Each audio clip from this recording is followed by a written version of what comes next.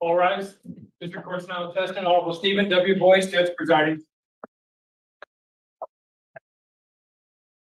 Thank you. Good morning. We've got our jurors lined up, I believe. So if everyone would just remain standing, we'll have them brought in.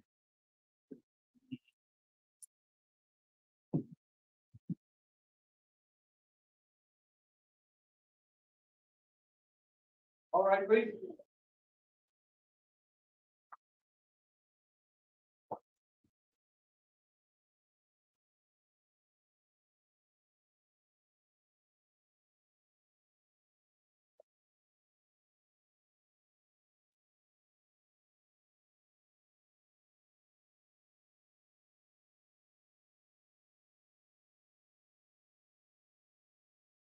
Here's all present. Count for Your Honor.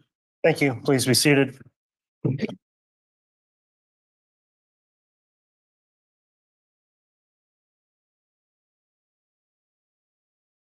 right, good morning, everyone. We're on the record on case CR 22-21-1623, State of Idaho versus Chad Guy Daybell. This is continuing with the defense case in chief. The court would note the jurors are all present and accounted for, and the court received the declaration that they followed the court's admonishing instruction when we broke for the day yesterday. So I want to thank the jurors again for continuing to follow that instruction from the court. At this time, the court also notes there's a courtroom conduct order in effect for all of those in attendance. And Mr. Pryor, I believe the defense is now ready to call the next witness. Is that correct? Yes, Your Honor. Go ahead and call your witness. And Judge, may I have the court's permission to approach the podium? Yes. Thank you, Your Honor.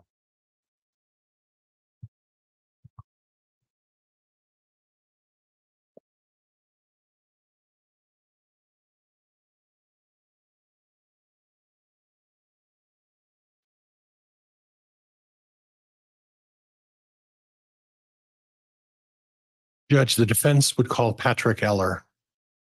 Very well.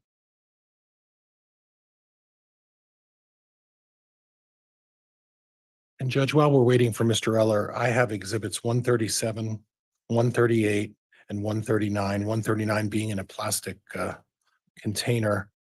My understanding is that the state has no objection to the admission of these exhibits.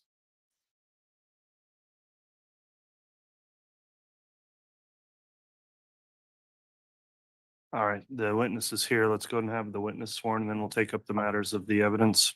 Do you solemnly swear or affirm that the testimony you are about to give shall be the truth, the whole truth, and nothing but the truth? So help you God. Yes, ma'am. Yes. All of them? Yeah.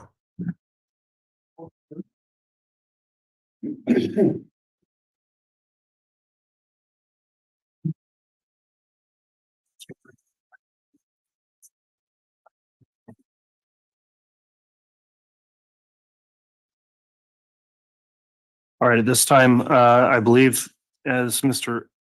Eller's being proposed as an expert, I don't think the exclusionary order would apply here in this matter, so I won't do that line of questioning. If you'd like to inquire on direct, you may. Mr. Pryor, I know you've potentially offered some exhibits here. If you'd like to start with those to get them admitted, if they are going to be admitted, we could begin there, or you can begin with direct. Okay, and Judge 137 would be Mr. Eller's report. 138 was only for demonstrative purposes as part of the cast evidence. That was what Officer Stubbs and Officer Balance had testified to. And then 139, Judge, would be Mr. Eller's video presentation, which I understand the state is. I'll let them speak for themselves, I guess. All right, let's take those in turn. On the offered first exhibit, 137, it's been offered. And who's going to be conducting cross on this witness? I will, Your Honor. And I would just inquire of Mr. Pryor if the issue we discussed previously was taken care of in that exhibit, and if it is, Yes. Yes, Judge. then the state does not have any objection to any of those exhibits. Okay, exhibit 137, exhibit 138, and exhibit 139 are each admitted. You can begin with your direct then, Mr. Pryor. And Judge, I believe the clerk may have put the wrong tag.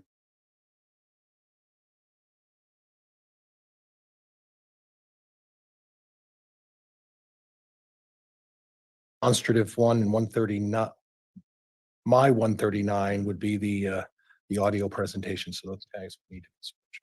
All right, we'll straighten those out. And Mr. Pryor, if you could pre-mark exhibits, that would be helpful. So the clerks aren't required to do that while they've got their hands full doing other things here during trial, please. And Judge, I'm going to ask at some point to be using the Elmo device as far as Mr. Eller's report, but with the court's permission, I'd like to proceed with my direct examination. All right, you can go ahead and get started with direct. Thank you. Would you state your name, spell your last name for the record for me, please? Yes, sir.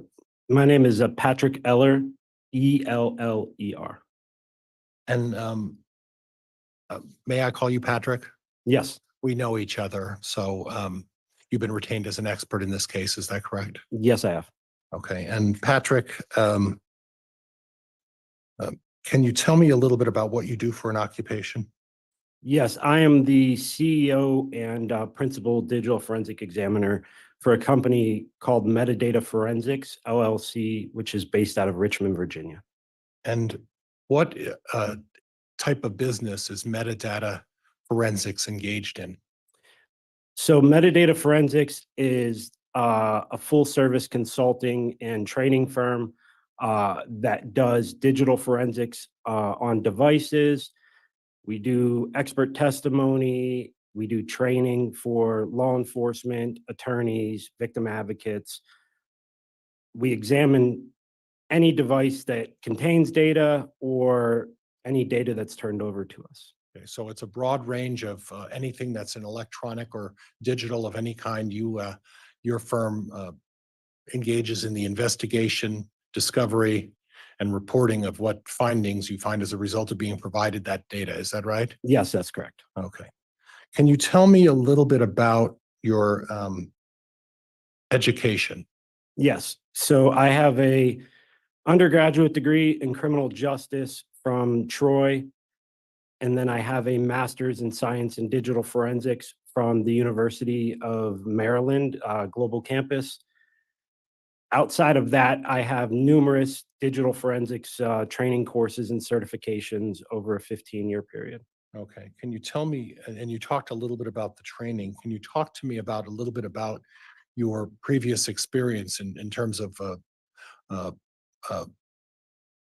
government affiliations? Yes. So I spent 20 years in military law enforcement for the Army. Throughout that time, I served in positions of just a regular police officer, through criminal investigator, through supervisor, supervising general crimes, drug crimes, and then finally computer crimes. When I finished my career with the Army in 2019, I was the command digital forensic examiner over the digital forensics program for the entire U.S. Army criminal investigation program. Okay. And in terms of education, training of other entities, can you discuss that a little bit?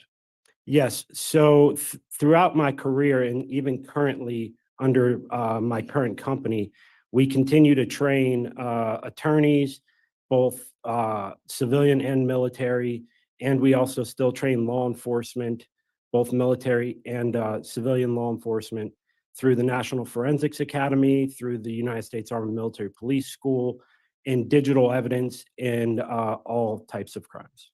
Are there any certifications that you have that you can discuss today?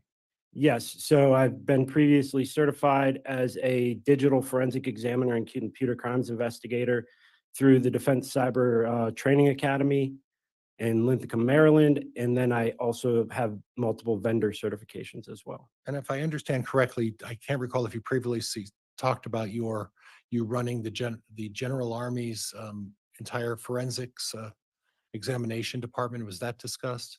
Yes, that was my final position in the Army. So from the last 7 years that I was in the Army, I helped build out the digital forensics program for the Army Criminal Investigation Division at Quantico. And then we spread it across the globe, building multiple locations out with digital forensic support across the Army. And then you mentioned the fact that you have educated lawyers, law enforcement, other entities. Are you currently in the business of teaching and educating at this point? Yes, we do about 25 to 30 classes per year for legal entities and law enforcement entities in the field of digital forensics investigations. And what about any professional associations? Yes, so I'm a fellow with the American Academy for Forensic Science in the digital and multimedia section. And the affiliation there is, that's a decade worth of work to get to the status of fellow. I've spent time as the chair of that section. And then I've also was affiliated and have been a previous commissioner for the Forensic Science Education Accreditation. That is the program that accredits the forensic science programs at universities across the country. And engaging in your profession, does that require any specialized knowledge or understanding? Yes, it does. Can you discuss that with me briefly? So with digital forensics, the use of digital data that the average person uses on a daily basis, I equate it to the best scenario is the iceberg effect. So the part of an iceberg that you would see above the water, the 10% of it, is the amount of data that individuals would typically deal with on a device any given day. The 90% of it below the water that you don't see is the data that we specialize in looking at and getting to the metadata in order to do what's called attribution. And attribution is just the ability to say what the data actually means or what it doesn't mean, or what it shows or what it doesn't show. So when you use the term metadata, for someone like me, or maybe not even someone like me, someone who's at least somewhat educated in phones and electronics, what does metadata mean? Metadata is simply data about data. And so, as an example, if you have a picture, you see the picture, but the metadata is all the information that made that picture become a picture. Dates, like date and timestamps, location data, information about the device that would have created that image, information about if the image has been manipulated, if it's been changed, if it's been filtered, if it's been cropped, has the date been changed, all the information that gets tracked by the operating system when using data is what metadata is.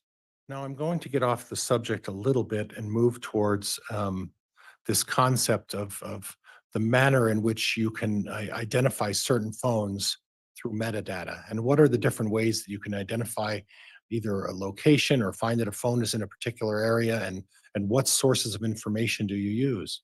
So when you talk about locating phones, there are multiple sources. One being the device itself contains location data. The other are cellular providers who maintain certain amounts of data about the transmission of information between the device and the carrier that travels through towers and switches that they maintain. And then there's also metadata that's maintained by all of the applications on the phone, depending on what you choose to share as the settings with that application. There is data that you can request from Google, from Apple, from Meta, from Twitter. All of the individual applications also store data. And if you were to identify the best source of information to identify the location of a phone, what source would that be? In my opinion, the best source would be the phone itself. And I understand that there are settings that you can turn on and off about location data. However, there's data that is still being tracked within the device itself by the operating system in the phone that can be retrieved as well. That comes down to what they call native location data. Native location data is data that's populated on the device that is actually showing where a device would be. Okay. And then what other sources can you use to identify the location, or at least a close proximity of what the location of a phone is? So you can use information that is captured by the phone manufacturer or the operating system on the phone. be it iOS for Apple or Google for most of the other devices that are used across. Okay, now, an interesting question I have is, what if I have Verizon and another phone has Apple or T-Mobile? Does that change whether you can access it through Google? It does not change. It just changed what they would store because it depends on what you're using on the device itself. Okay. So AT&T can have Android phones and Apple phones. Verizon can have Android phones and Apple phones. And so if you have an Android device, you would have some Google information because you're required to have that Gmail address in order to register the device. So in other words, regardless of whether you, well, I guess I'll rephrase this. So in other words, by just having an Android device, you're required to have a Gmail account. In that sense, Google can track you regardless of through your Gmail account, correct? Yes, they would have information about you registering the device. They would have information about what services you've enabled, what services you haven't, and then they would have what you're allowing to be stored. Okay.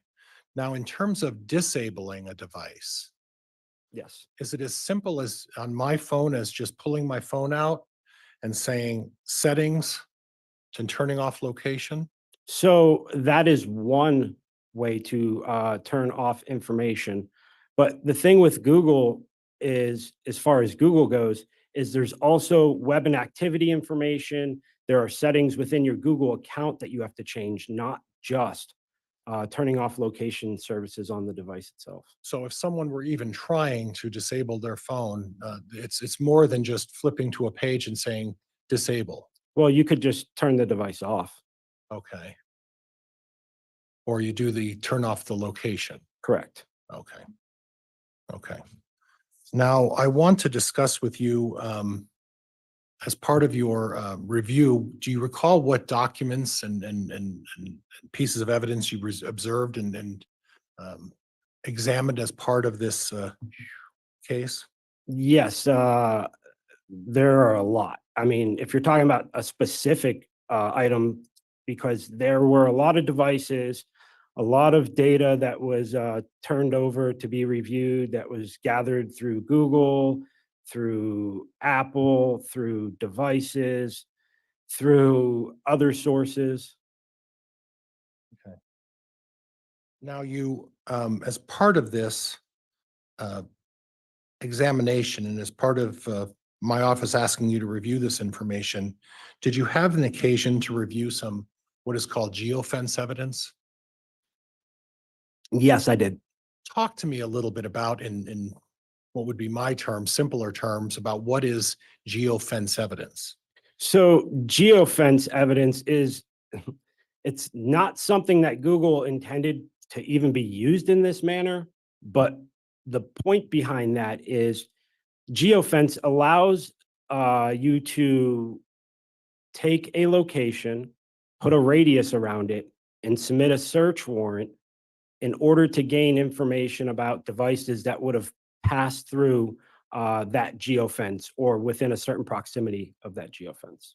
Okay. And Judge, before I go any further, I don't have a direct recollection. Did we admit 137, 138, and 139? We did. Okay, thank you, Judge, Your Honor.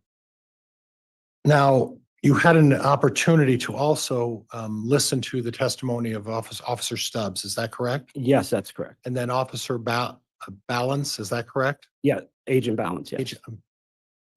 Agent Balance, Yes, that's correct. and you had an opportunity to, examine what their testimony was in terms of what they presented to this jury. Is that correct? Yes, that's correct. Can you testify about some of the conclusions you drew from listening to their testimony? So, well, Objection, that's overly broad. Let's talk about their location data in terms of their geofence testimony about Alex Cox's phone on, let's say, September 9th. okay. Go ahead. What would you like to know about it? Well, I'd like to know what your you took an opportunity to examine the geofence evidence from September 9th and listen to the testimony of Officer Stubbs. Is that correct? Yes, I did. Did you find anything of interest in terms of his testimony that caused you to conduct further review? Yes. So in listening to the testimony about how the geofence was done and what was returned as part of the search warrant from Google and the geofence, went back and looked at the return data that was given back by Google for the geofence. And I found that there were more devices than what were actually requested to be identified. And we've previously marked Exhibit 138, and I can put up on the screen and tell me which of these screens we want you to examine. Judge, if I could use the HDMI, Yes, if you're going to I'll let you publish, know when I'm ready, Judge. which exhibit are you publishing? 138. And not yet, Judge. It's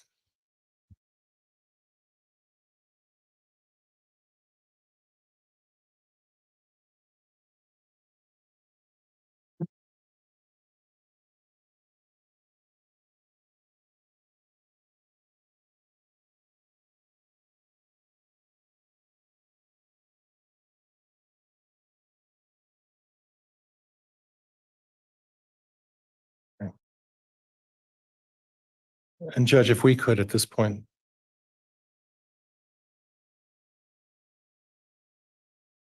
Now you recognize this document, is that correct? Yes. And that was the document from Sergeant Stubbs, is that correct? Yes, this was a search and a season search warrant that was submitted to Google to get the device IDs, or excuse me, to provide information about these individual device IDs that were returned from the first part of the Google geofence search warrant that produces anonymous device IDs that are assigned by Google. Okay, and then if we look under the words, which are right in the middle of the screen, premises, that's addressed to the Google. Yes, it is. And then just below that, there's a line that starts with the word 11. Yes. And what does that involve? So there, what's being requested are information about who those device IDs belong to. Now, I need you to talk a little bit about that, okay? About the concept of device IDs. That ID doesn't necessarily mean it's a phone number, does it? No, that ID is Google assigned anonymous numbers that only Google can trace that number back to an individual user. Would this be properly characterized as a security issue with Google? I can't say why they do that.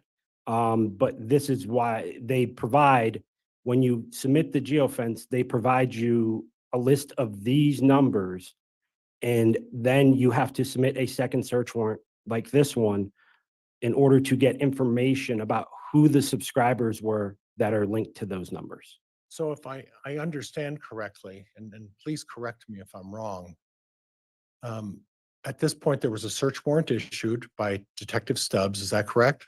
Yes, And it was sent to Google. And he identified 11 IDs that he'd like some information on. yes, that's correct. Okay. And then, and the manner in which he would choose these 11 IDs would be what? So I can't speak to his exact manner. Based on the testimony that I reviewed, it said that they took all the data and put it in a system and attempted to identify the ones that had commonality. Okay. And when we talk about commonality, what does that mean? So commonality would mean that, based on the review of my understanding of what they did, was they were trying to show devices that would have been in multiple places. Okay. Okay. And the information that they're including is described in A, B, C, and D. Is that right? That is the information they're requesting. The information, the name, the address, contact, that sort of stuff. That's correct. Okay. And then at some point, as we scroll down,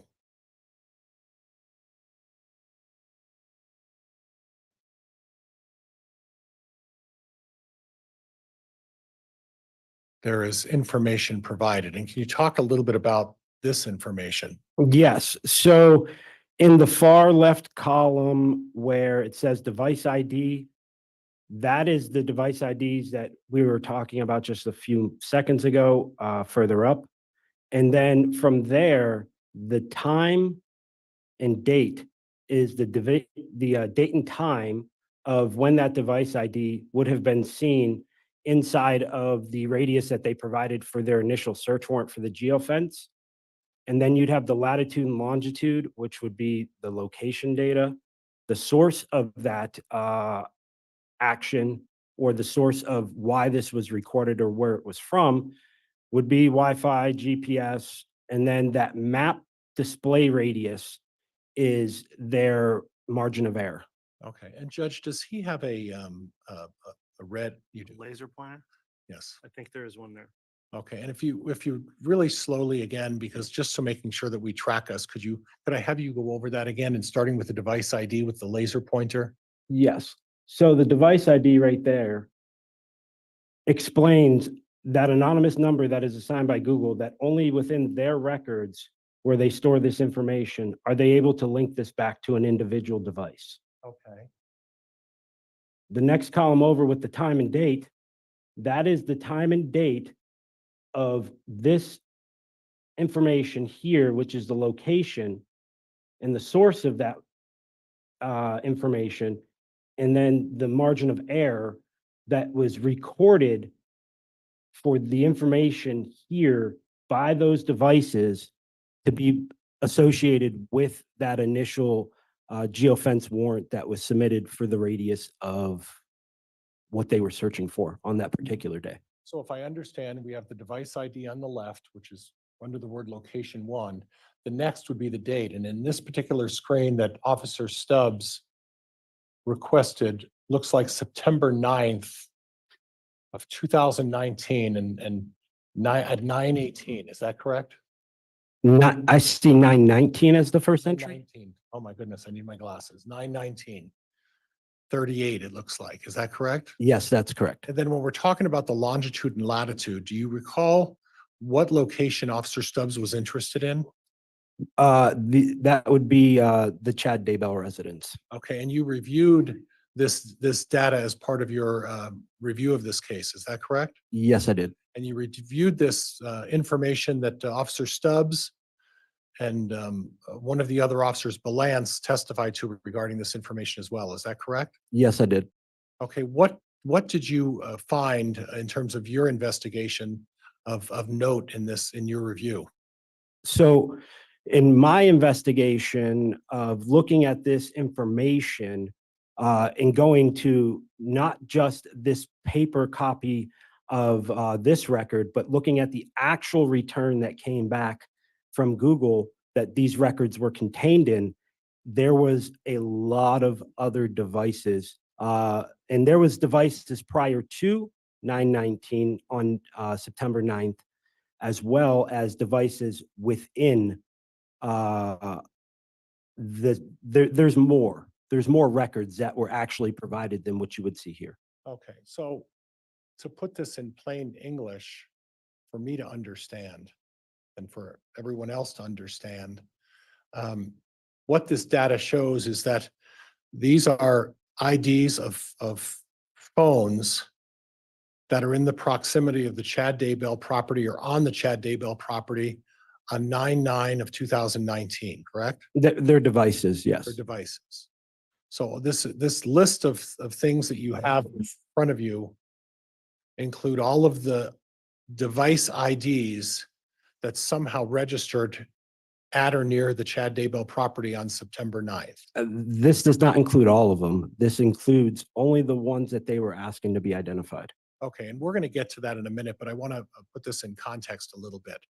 So if depending on the radius, if a phone was either on the Chad Daybell property at any time or was near the Chad Daybell property, depending on the radius, you would get an ID of some sort. Is that correct?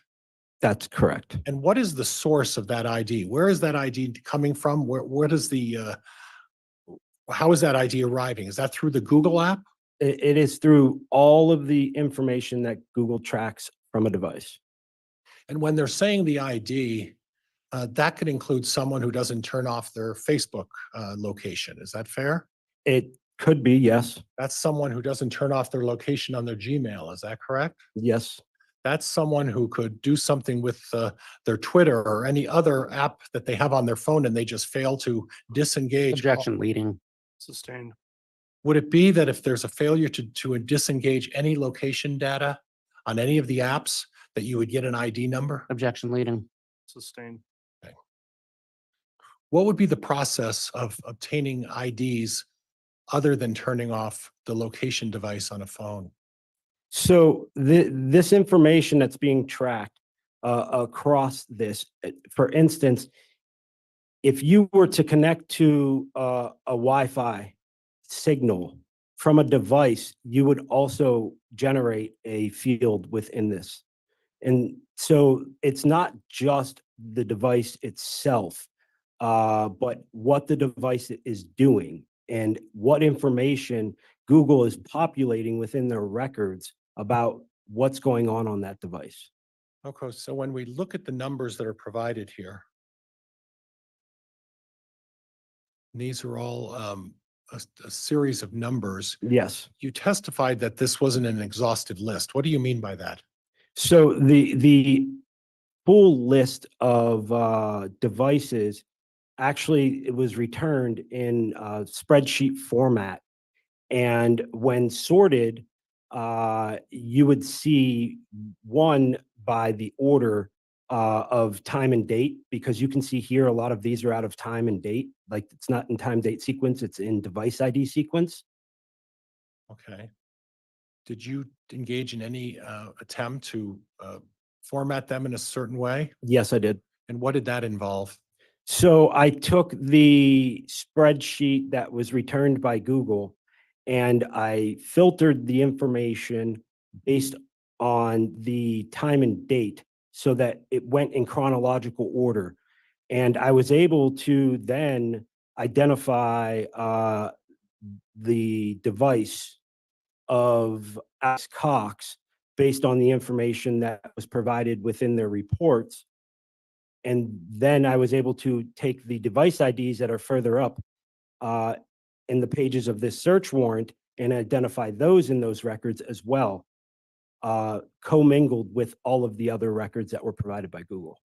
So you recall the testimony of Officer Stubbs, is that correct? Yes, I do. And there was a representation regarding finding Alex Cox's ID among these searches as one of the pertinent phones located as part of this search warrant. Is that correct? That's correct.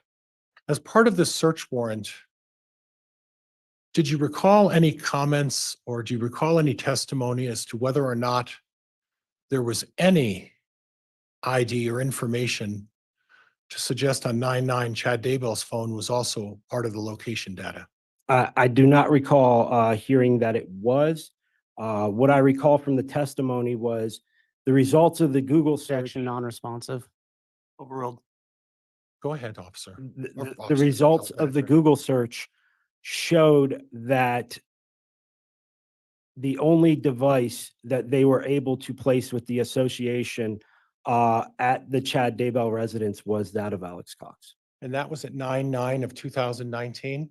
That is correct. So what we're saying is that on 9/9 of 2019, with all of this information from, and again, what was the starting time of this again? On this On particular, 9/9, the earliest location information? I Do you- believe it was 9/19. Okay. It's at the top, but And then this went well through 11:58 or 12 o'clock that day at the very bottom of the screen. Is that right? yeah, well, this is not in chronological order. So I can't tell you the exact final time, but it was, yeah, sometime after 12 o'clock. third one from the bottom, it looks like I have a 1210. Is that what that Yes, looks I like? see that. Okay. So if I understand your testimony, is that on 9/9 at approximately 9:19 through 12:10, there is no identification data showing that any device owned by Chad Daybell is on his property. Is that correct? Yes, nothing in the evidence showed that. Okay. And again, we talked a little bit about the ability to disengage that information and turn off your phone. That's possible, correct? Yes, He could have been there and he turned his phone off, right? yes, He could have been there and he turned his location off, correct? yes, He also could have taken the time to disengage each and every one of the apps to make sure there's no location data, correct? yes. Is this an easy task to do? It's not easy to turn off all of it other than turning the device itself off. Okay. Okay. Okay. Did you have an occasion to do further review in terms of the scope of what you observed in terms of radius on this particular day? Yes, I did. And what did that involve? So what I did was part of the filtering of the raw data that was returned by Google, not only did I put it in chronological order, but you'll see, if I can point, some of the radiuses that were returned or requested to be identified are showing 4,000 meters, 8,000 meters from the radius that was requested as part of the geofence. What I did instead of going that far out is I went and I filtered it down to 10 meters or less throughout this record and identified 19 devices from the Google record on 9/9 that would have been 10 meters or less in margin of error radius. And that's what the record showed, 19 total. So 19 devices that appear to be within 10 meters or less of a range. Now, we need to talk about the area that we're talking about. So when we're describing it, it would be like a box. Would that be correct? So the way they did it was a single point of reference. They just provided a single latitude and longitude and asked for a 250-meter radius around that. Okay. And when we're talking 250 meters, if my math is correct, that's 3 feet, approximately 3 feet per meter, Approximately. 750 feet from a certain point. Yes. And where is that certain point on the Daybell property on September 9th? Do you recall? I don't recall the exact point, but I believe it was in the backyard. Okay. Okay. And you recall Officer Stubbs' testimony pointing to somewhere in the vicinity of a fire pit or a pet cemetery? Yes, I do.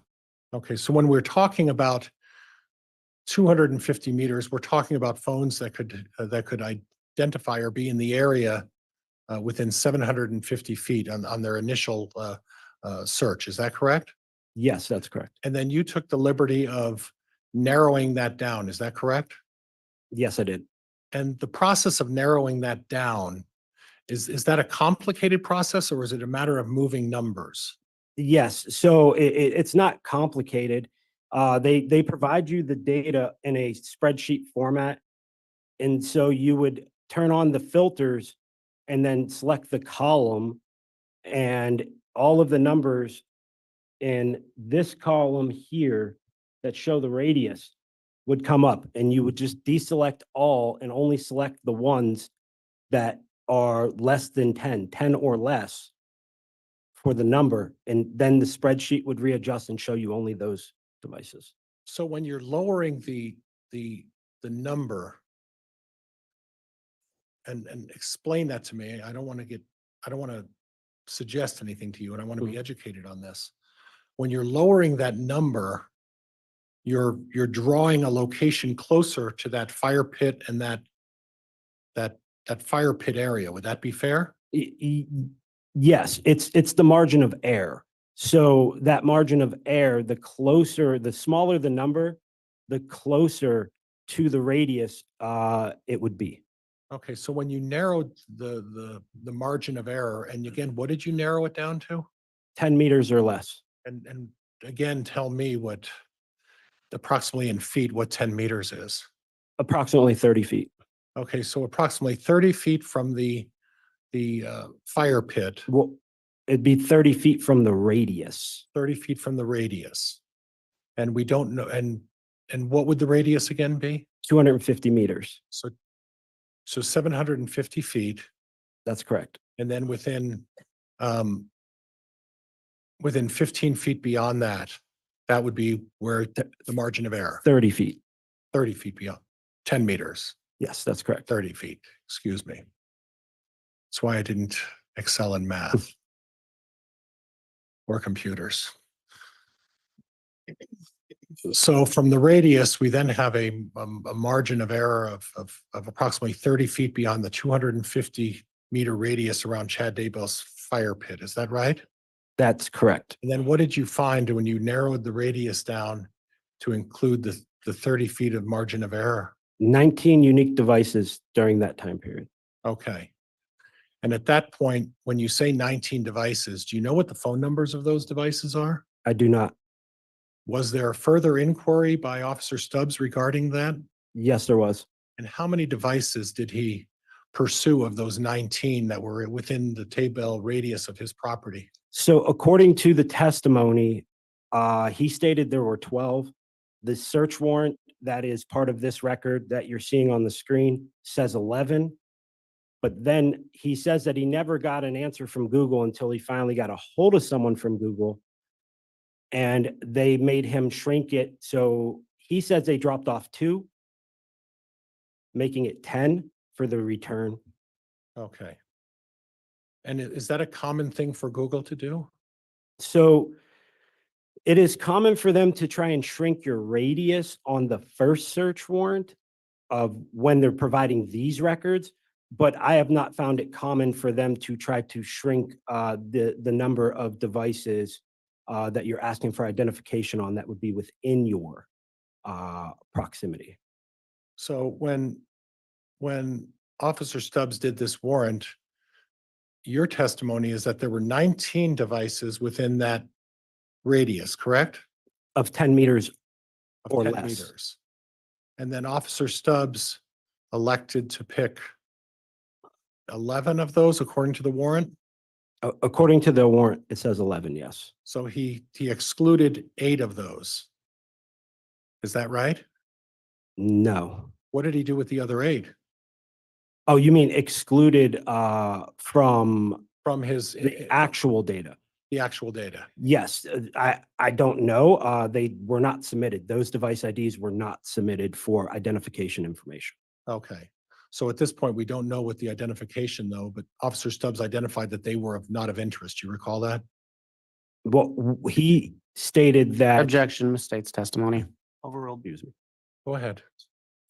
What I remember of it is that he stated that we're not based on the commonality. This is what they came to. And when he's talking about the words commonality, what is he referring to? The process that they chose to use to try to place the devices in multiple places that were associated with this return. Okay, so and the multiple places, do you recall which of those multiple places were? In this particular return, the data would have been the Chad Daybell residence and the Lori Vallow residence. So in case there was some commonality in those 2 residences, the other 8 were excluded on that basis. Is that what you're saying?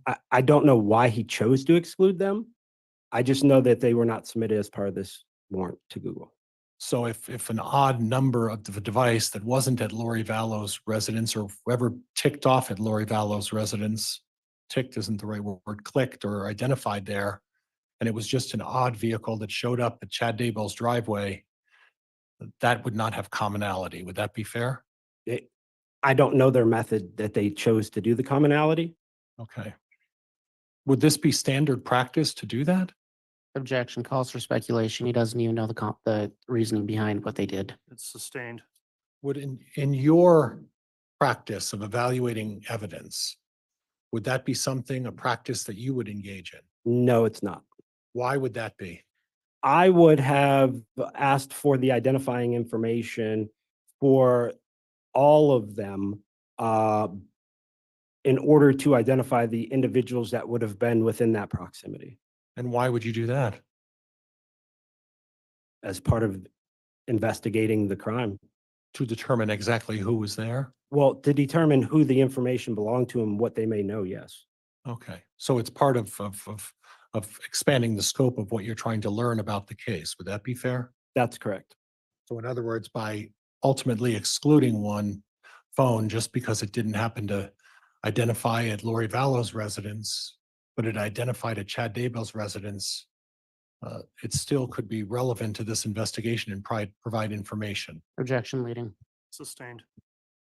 Would the lack of contact with one of the common residences potentially still be useful? It could be. Okay.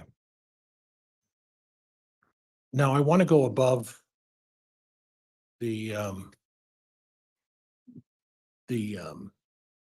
data that you have, and then if you get the pointer out again, if you would help me. Sure. At the very top number, I can't read the ID number under the blue, the very top one. You don't need to read it, but that's the first entry that you were provided. Is that correct? That is not the first entry in the records. Okay. Oh, the earliest entry would be what? I would have to look at the record to remember, but it was before 9/19. Okay. Would it have been helpful to have records earlier in the day for any purpose? Yes, And what would the purpose of having requested earlier records than at sometime at around 9 for purposes of evaluation? you could also identify devices that would have been there prior to that time. So for instance, if Mr. Daybell's device was there prior to 9 o'clock or was identified prior to 9 o'clock, that would have been one of the devices that you would have been able to locate or at least identify? You would have the device ID and you'd have the ability to submit it to find out subscriber information, yes. And to your knowledge, that wasn't done? Not to my knowledge. Okay.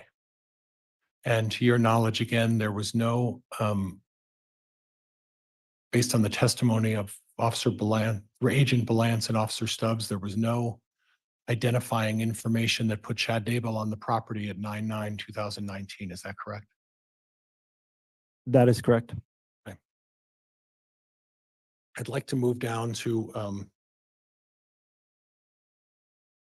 if we can.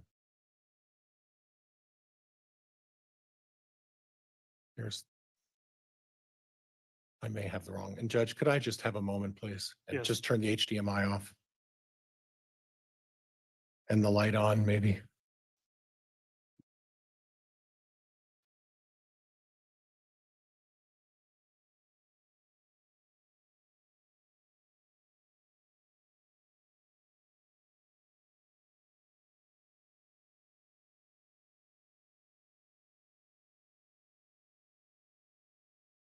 Can I just have a moment, Judge? I'm having some issues.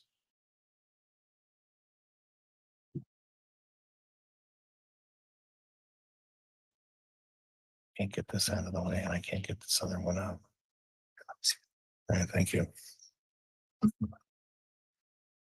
This is a numbers file, so it's kind of like Excel. Can I see what that is? Looked at a bunch of times. It's gonna open. I just need to be.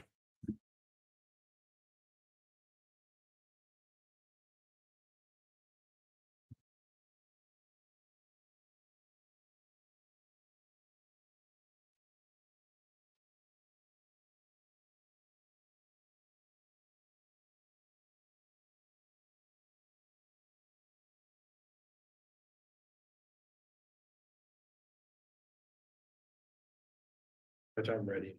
Sorry. That's fine. I apologize for the delay.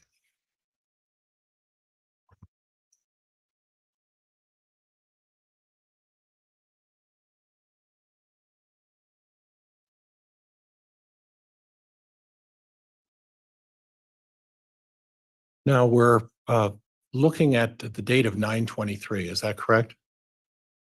Yes, that's correct. And again, if you have the pointer, I can narrow this down again, hopefully.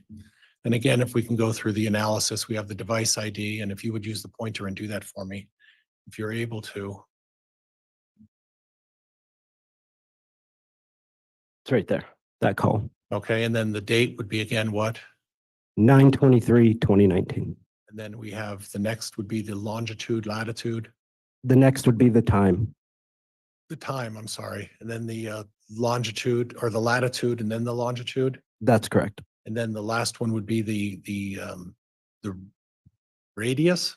You have the source, which is GPS or Wi-Fi, and then you have the radius. Okay, And then the last column is a column that I added. okay. So what's the relevance of 9/23 in terms of this investigation? Do you recall? The relevance? That would that have been the day that the remains of JJ Vallow were found on Chad Daybell's property? Yes, that's correct. Objection misstates evidence. That wasn't the day that JJ Vallow was found there. Yeah, sustain and strike that question. In any event, the significance of the 9/23, did you again listen to the testimony of Dave Stubbs and Agent Balance? Yes, I did. And this chart represents what? This chart represents the information that was returned by Google for the geofence warrant based on a location at the Daybell residence for 9/23 during that time period. Okay. And again, what did you find of significance in this information? So this is the filtered radius version. But in this information here, as with the color coded, the yellow information, and this is also not time sorted either. But what I did is it was time sorted to chronological order, thereby showing the exact process by which those IDs would have been near that radius. Okay. And the source of that information on your yellow, it says something about Homer at the very right-hand side. Yes, Homer J. Maximus, And then in parentheses, you have a name. Alex Cox. Okay. And would it suggest then that the yellow highlighted is the source information of Alex Cox's phone on the Daybell property on 9/23/19? That's the information that's associated with that Gmail. Yes. And then in the green, what does that indicate? The green indicates that is information, device IDs that were submitted to have requesting information, subscriber information provided back as a return based on this information. Okay. And again, did you do your analysis in terms of trying to determine whether this is a complete list of all of the phones that had contact at that time? Yes, I did. And what did you find? So this chart should be the complete list. Okay. The charts that I placed and provided was the complete chart. Okay. And what does that mean? That it has all of the records that would have been provided by Google at that time. Okay. And as a review of this, was there any further follow-up as to identify these ID numbers to your recollection? Only the ones in green and also the one in yellow. Were there other phone records that, for whatever reason, were not included in the search for identification of those ID numbers on that chart? Not phone numbers, but device Phone IDs. devices, Device IDs. device IDs. Yes. And how many of them were there? On 9/23, I would have to look. If this is the entire chart that I provided, you would look at the white boxes for the unique numbers, you would Okay. have 1, 2, 3, 4, 5, 6, 7, 8, 9, 10. So there were to be 10 other devices that were not included for information to obtain. Would that be fair? That's correct. But there were how many, if you could count for me in the green, that they decided to do for further inquiry? On this particular day, based on what I'm seeing on the screen, there were 1, 2, 3, 4, 5, 6. So if I understand correctly, there were 16 devices that indicated phone location data at or near the Daybell property on the 23rd of September. Is that correct? Adding in yes, that's correct. That would include Alex Cox's phone data at that point, correct? That's correct. Did at any point you take the task of narrowing the radius to try to what, I'm not sure what the proper word is, narrowing the radius to maybe exclude others that were not as close? Yes, and I correct that. Including Alex Cox, it would be 17. Okay. So again, did you narrow the radius to maybe refine your results? I did. What did you find then? So as you would see within this chart, if you were to remove the numbers that are more than 10, you would see 1, 2, 3, 4, 5, 6, 7. Oh, excuse me. 1, 2, 3, 4. Okay, so there'd be 4 devices that once you excluded, and again, the radius that you used to exclude would have been what? 10 meters. So again, 30 feet from the location point, is that correct? That's correct. Okay.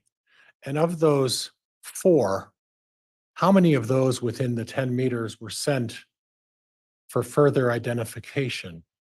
None to my knowledge. So when you have 4 phones that are within the 30 feet of the area set by Officer Stubbs, of those 4, they chose not to try to identify those phones. Is that what you're saying? Objection, that misstates Stubbs' testimony. Sustained. Was there any indication that they pursued the identification of the 4 phones within the 10-meter radius that you just identified? No. Is there any indication through the testimony of Officer Stubbs or Belance that any phone device of Chad Daybell was located on that property on 9/23 within the time range you set forth here? Nothing in the evidence I was provided or reviewed.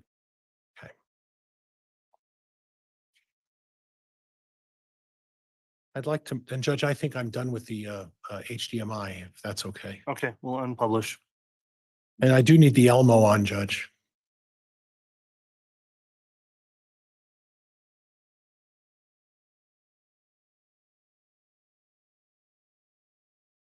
You prepared a report in contemplation of testimony in this case, is that correct?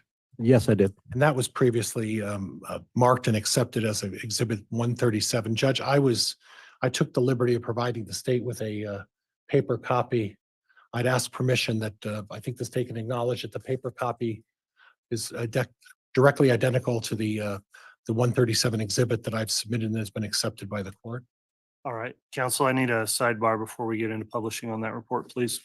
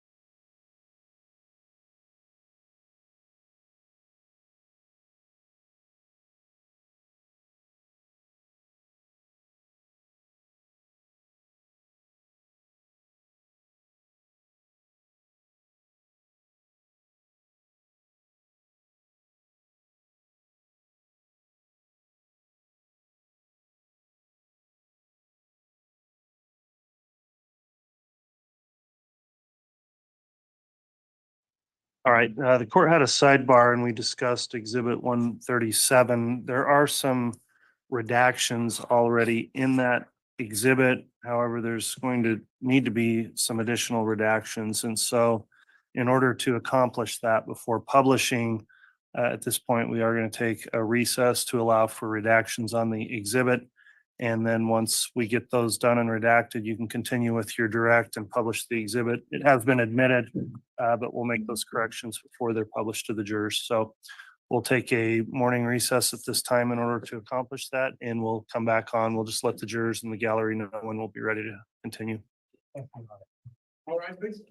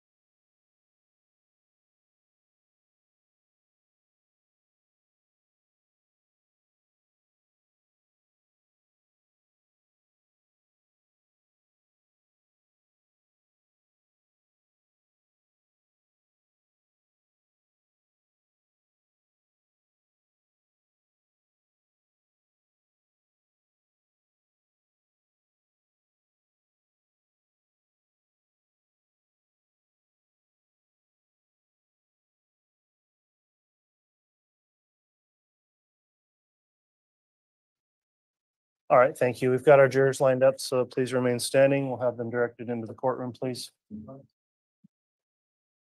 All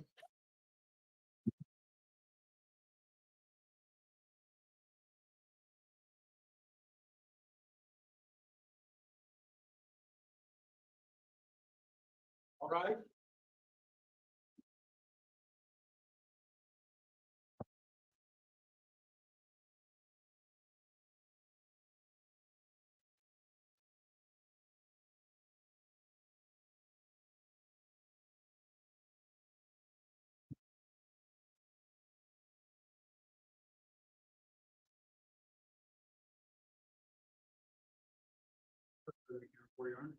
Thank you. Please be seated.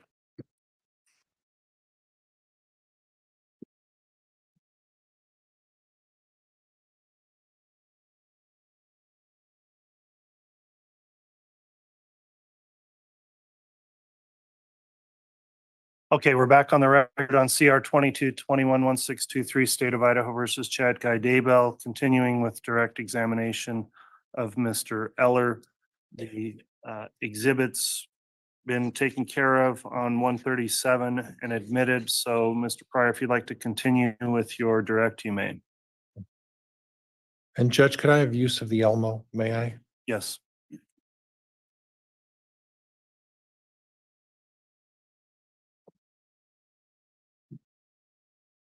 And before we start with that, I just want to recap a little bit. You had mentioned that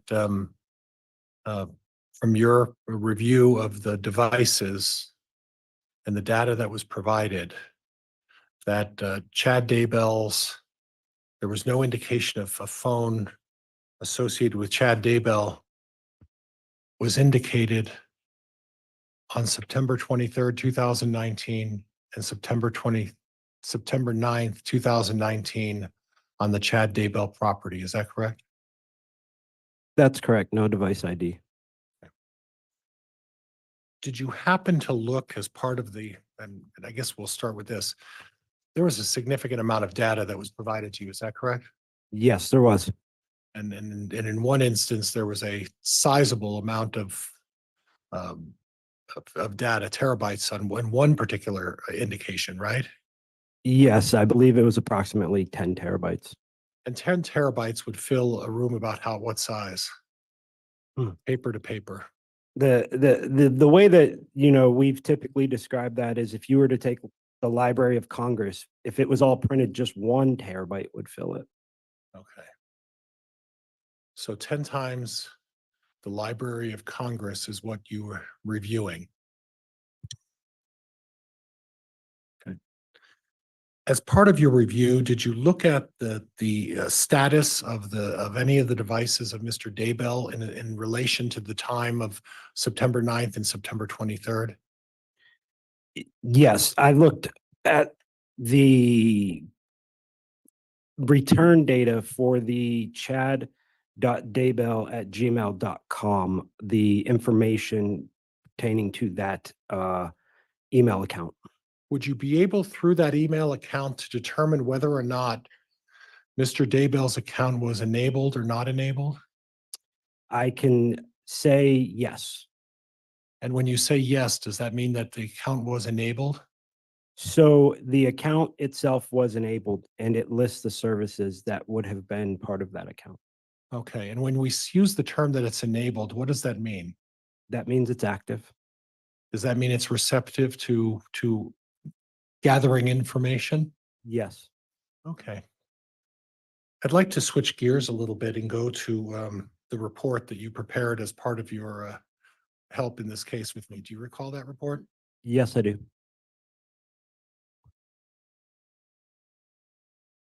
Judge, if I could have the Elmo again, I'm sorry. You may.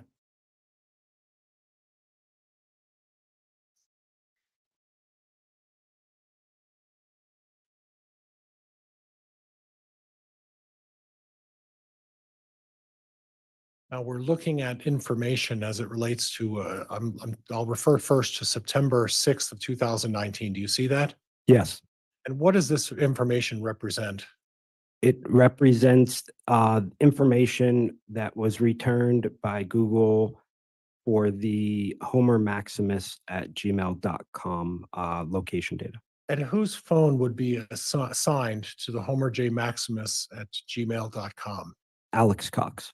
So I start with September 6th of 2019, and it looks like it says 12/42/54 on September 6th. And what does that information suggest? That information suggests that there was a location point located in the records for a device associated with that account to be at or near the Chad Daybell residence at that time. Now at 12/42, it says Chad Daybell residence with that longitude and latitude. That's correct. Would that suggest that that device was on the Chad Daybell residence on September 6th at that time? Yes, it would suggest it was there on the property. And then again at 12/44, Yes, that's correct. and then again at 12/51, Yes, that's correct. then at 12/53? That's correct.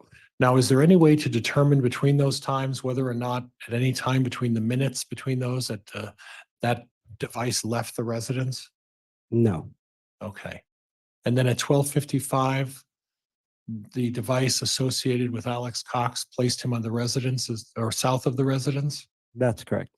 And you put it something called Salem Pines Lane, is that right? Yes. Okay. Any information that, do you have any information to suggest that Chad Daybell was at that location on September 6th? I do not. Okay. We'll go to September 9th.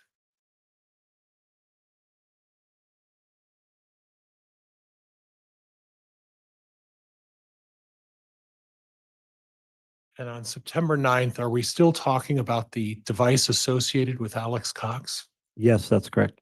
And at that point, we have a 9:15:43. It looks like it says south of Chad Daybell residence. You see Yes, that? that's correct. And then at 9:21:36, Chad Daybell residence, correct? Yes. Now I want to go back to the geofence. And when you talked about the geofence and the identifiers, the indication is this 921 is consistent with what Officer Stubbs had indicated. And Officer Balance indicated about the locator ID on the Daybell property. Is that correct? That is I'm going to correct. object to that question. Balance did not testify about the geofence. Sustained. Officer Stubbs testify about the geofence? Yes, that's correct. And then again, we show the device at 9:22:50, again indicating the device is at the Chad Daybell residence. That's correct. And then at 9:26, there's a indication that the device is at the residence. That's correct. And then there's a gap between 9:26 and 10:39. Between 9:26 and 10:39, is there any indication that the device would still be at the Chad Daybell residence? There's no data to show that it was there, but there's also no data to show it was not. So it's undetermined as to whether or not the device was there or not. That's correct. Would it be unusual for there not to be some sort of a ping or indication that the device was there? It depends on what's being used on the device or if the Okay. device is powered on. Okay. And then we go to 10:41. So between 9:21 and 10:39, well, from 9:21 to 9:26, for that 5 minutes, we know the device was at or near the Chad Daybell residence, correct? Can you repeat that question? Between 9:21 and 9:26, we know that the device was at or near the Daybell residence. Is that correct? Yes, there were 3 location points that showed that. Okay. And then from 9:26 to 10:39, we can't say one way or the other where the device associated with Alex Cox was in terms of that property. Is that correct? That's correct, not from this data. Okay. And from 9:39 to 10:41, at that point, the device at 10:41 appears to be in the vicinity of the Daybell residence. That's correct. Do you recall what vicinity it was in? I believe it was Without seeing the map that associated with this, but I believe it was near the front of it. Okay. And then at 10:43 again, Yes, that's correct. and then at 10:57, we're back at the residence, is that right? That's correct. And then from 10:57 to 11:39, you have some movement, is that correct? Yes, So at 10:57, there's some movement. And then 11:39, you have it in the vicinity, is that correct? that's correct. And then moving on, you have it north of the residence, is that right? That's correct. Now, I went back with you with the, in terms of Alex Cox's device showing that he's at least partially between 9:21 and 10:57, he was on the property and potentially off the property during that time, correct? Could be. Okay. And are you aware of any communications between, any communications in terms of text messages or emails that were sent from the Chad Daybell device? Yes, And would those emails or text messages that were sent, would those have indicated a identification number and a location through Google by the use of that device? they could have. And at no point did they indicate that by the sending of a text message through the Chad Daybell device, that he was in the vicinity of the Chad Daybell property. Is that correct? No records that I was provided showed that.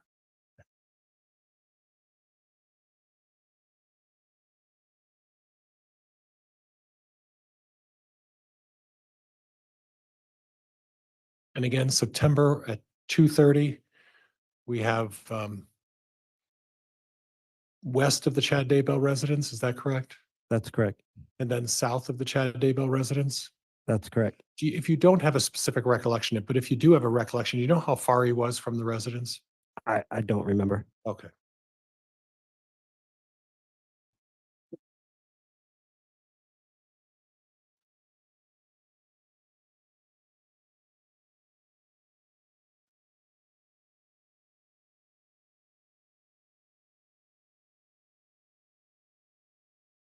And again, we discussed this through your geofence testimony about the device of the Alex Cox device indicating that the device was on the Chad Daybell residence on September 23rd, correct? That's correct. And on September 23rd, you also testified that there is no geofence evidence or indication through Google or any electronic evidence suggesting that on the 23rd of September, Chad Daybell's device was there as well, correct? No evidence I reviewed could place him at the residence. Okay. And again, we place him at the residence from 10:55 to approximately 10:12. Is that correct? That would be 9:55. I'm sorry, I said 10. Not, thank you for correcting me. 9:55 to 10:12. Is that correct? That is correct. Multiple time points in that time period.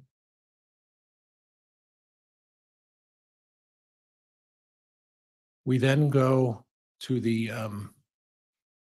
September 25, 2019. Do you see that? Yes, And again, we have the indication of Alex Cox's device on the Chad Daybell residence. that's correct. And that would have been from 10:05 on the 25th of September. Is that right? That is correct. To 10:24 on the 25th of September. Is that correct? That's correct.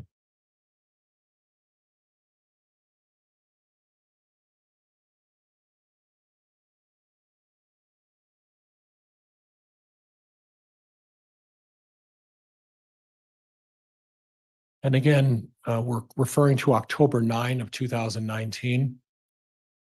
And that would have been the date of the alleged paintball incident.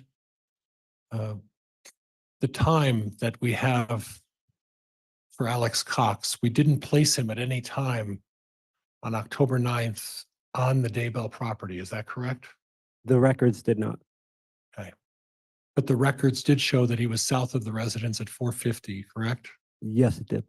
And then south again for someplace at 501, at a place called Salem Pines Lane. That is correct.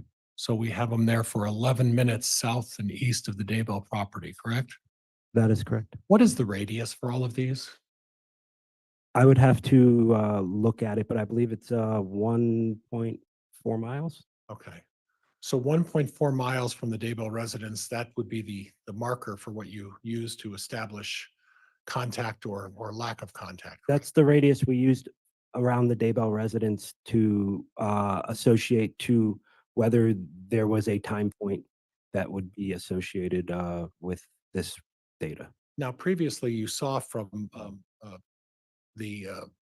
I believe it was Officer Stubbs, they used a 2.6 or a 3-mile radius for theirs in terms of the location data for Mr. Daybell. Is that, Objection misstates the evidence.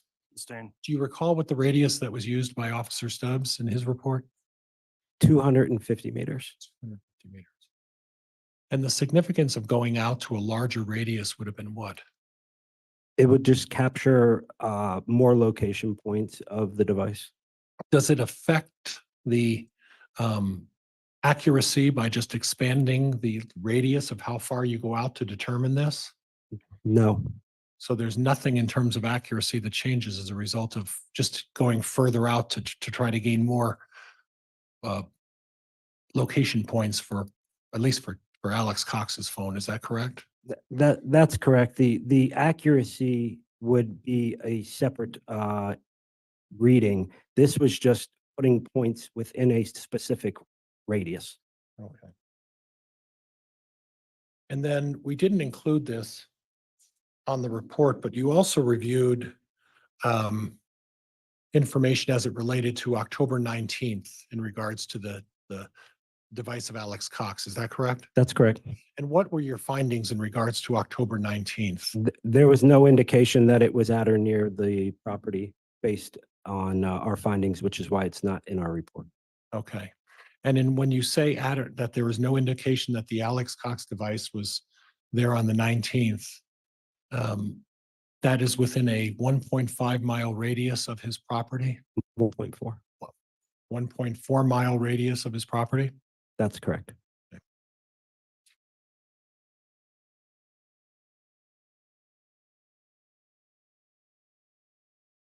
I want to talk to you a little bit about the concept of drive testing. Okay. You heard some testimony previously about the drive testing that was conducted as part of this case. Do you recall that? Yes. And in your review, did you come to some determinations as to what your understanding of what they did in terms of the drive testing? Yes, I did. What indications did you arrive at? So the drive testing that was completed showed the coverage area for multiple towers surrounding that area. What that does is it shows you the coverage area that could be used by a device. It does not show you RF signal strength or signal strength from a device, but also what the coverage area does is from a drive test just allows you to see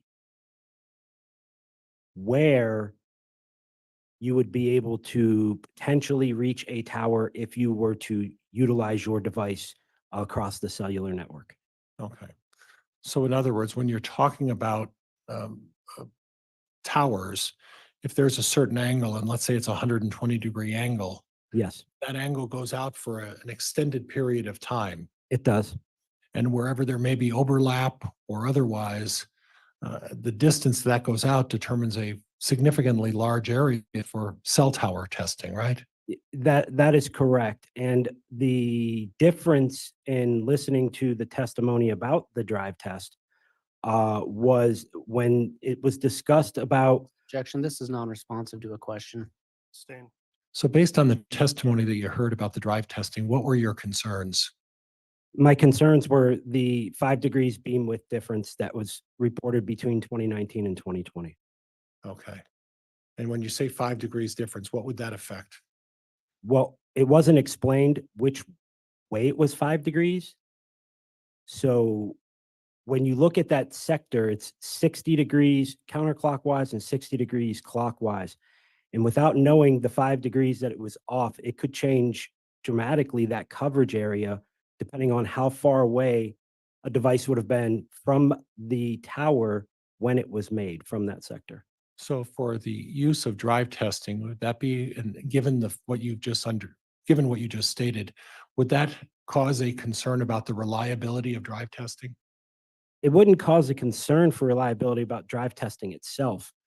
I would just wonder if the 5 degrees was taken into account for the mapping of the drive testing Okay. for presentation purposes.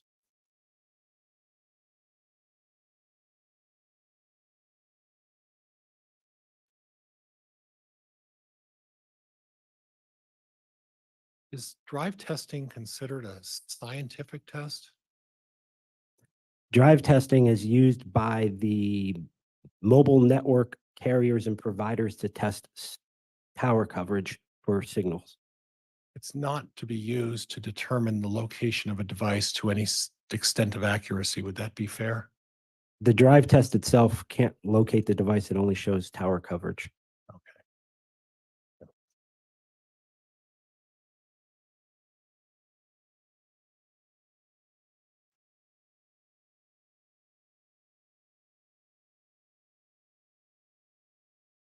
There was some discussion about something called gladiator forensics. You recall that? Yes. And you recall that I believe it was Agent Balance talked about the availability of gladiator forensics to the public to test devices. Yes, that's correct. Did you look into the availability of gladiator forensics for someone like your corporation or the public? I did. And what did you find?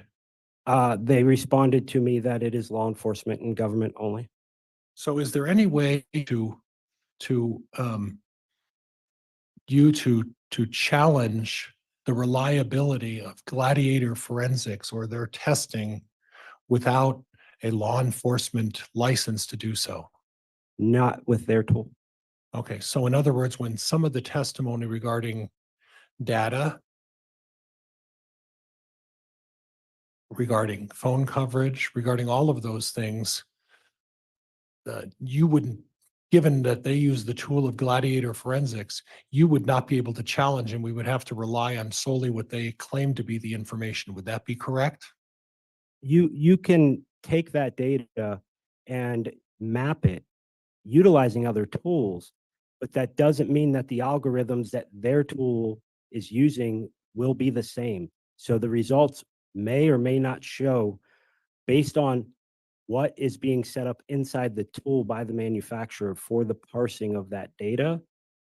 So not testing it with the same tool does not necessarily give you a reliable accuracy based on the tool they used. Okay. So if there was a representation that gladiator forensics could be purchased by anyone for use, would that have been an inaccurate statement? Objection, misstates the testimony. That was never said. Sustained. Do you recall Officer Belenz talking about the availability of gladiator forensics? I do. And what do you recall him saying? He said that their tools are not, but the tools that you use to do drive testing, meaning the antennas, the signals, and they talk about it, being calibrated by Rhodes and Schwartz for the drive test tools, which I also reached out through Rhodes and Schwartz and through their distributors and was told that I could not purchase those either. So we have to rely on law enforcement's representations as to the total accuracy of anything they're suggesting. Would that be fair? Yes.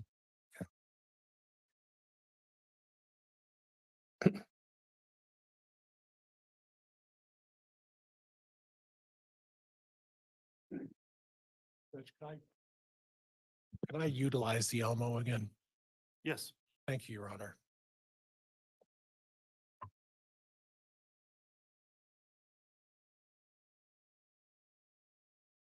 There is some reference here to based on records that you obtained about communications. Do you recall who these communications were?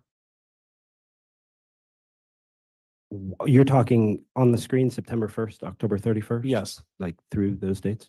yes. Yes. Did So you detail the communications that took place when Alex Cox was identified to be at the vicinity or in the vicinity of the Daybell residence?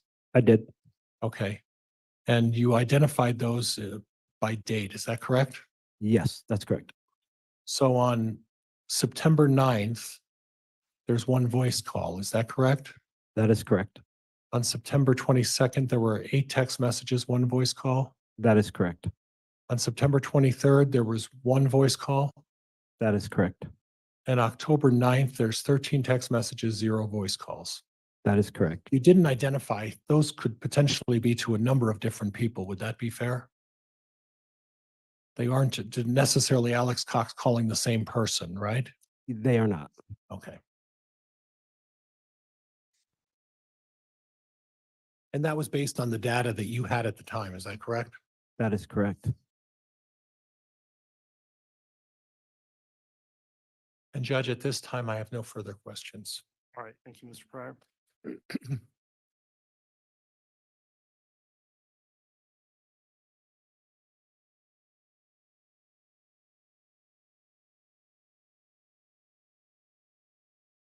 All right, Mr. Wood, cross-examination.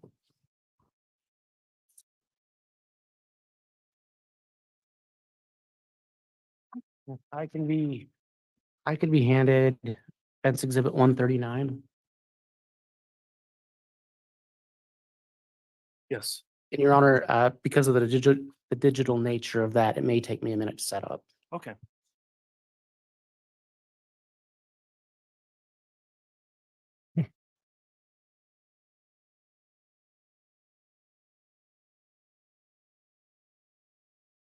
And if I could also be handed States Exhibit 156 and 229 and 186.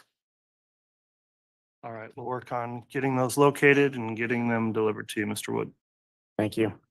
And if it's all right, I'm going to wait to start until I have the exhibits so I can do it in a succinct fashion. That's fine. We'll go ahead and get things located and wait.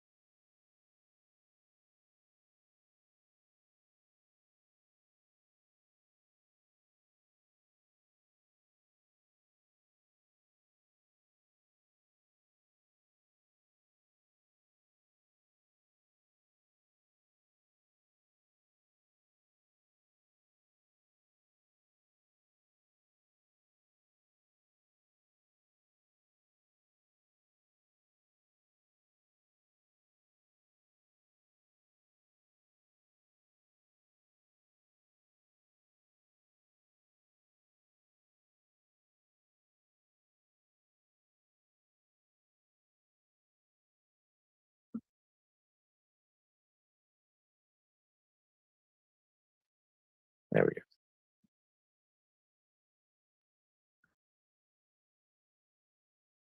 Good morning, Mr. Eller. Morning, sir. Am I pronouncing that correctly? Yes, sir. You don't need to call me sir. Just habit. I get it. I want to talk to you about September 9th, 2019 and the work you did in this case for that date. Are you aware of the significance of the date of September 9th, 2019? Yes, Are you aware through your investigation of the last known sighting of Tylee Ryan? I am. And that was September 8th, 2019, correct? That's correct.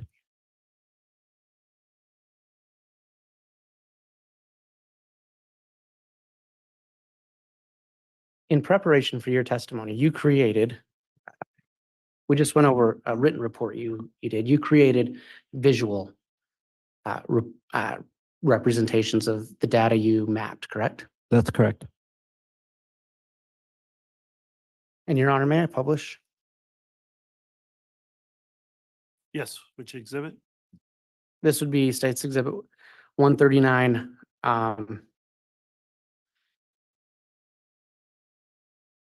And in fact, maybe we need to have a sidebar about the labeling of this because there's subparts on this exhibit. There's 14 subparts. Previously admitted. Yes, of 139 defense exhibit. Okay, feel free to just continue, Mr. Wood. If we have questions, we can do Okay. that sidebar, but Perfect. if you can, for the clarity of the record, reference any sub-exhibits. Okay. And I would list this as defense exhibit 139 sub 3.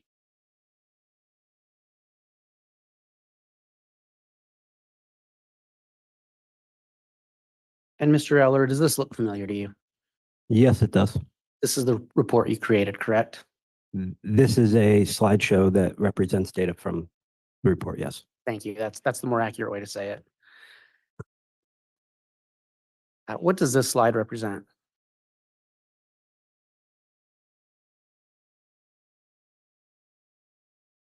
As far as What's the data being portrayed on that slide?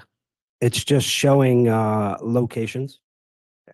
And are these locations related to the Homer J. Maximus Google account? Yes.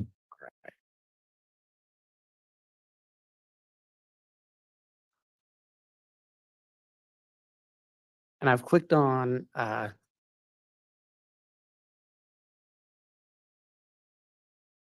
is this video? There's a video embedded in this. That's correct. Can you tell the jury what this video shows? Yes, the video would show the time frame represented and the points on when they would show on the map during that time frame. All right. And this slide, what time frame does this cover? I would have to see the slider for the video. If I start playing it, would that aid you? Yes. Okay, I'm going to play it.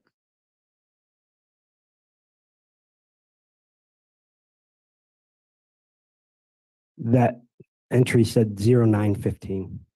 And is there indeed a label up here that says this is at Chad Daybell's residence? That's correct. I want to go back to earlier in the day.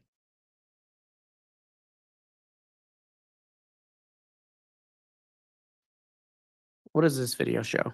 In fact, is it labeled? It says video of all Google location data for September 9th. So if we were to play this video, it would show all of the Homer J. Maximus location hits that you mapped out For that date. for that date. Correct, for September 9th. Yes. And did you put any limiting margin of error on these? Yes, Okay, and was that the 500 meters? that's correct. Thank you.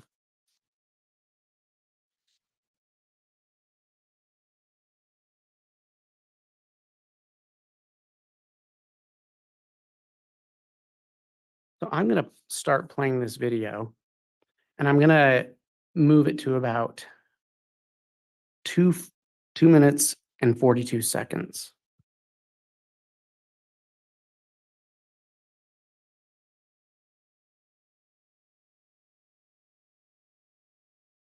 I'm going to start at 2:38.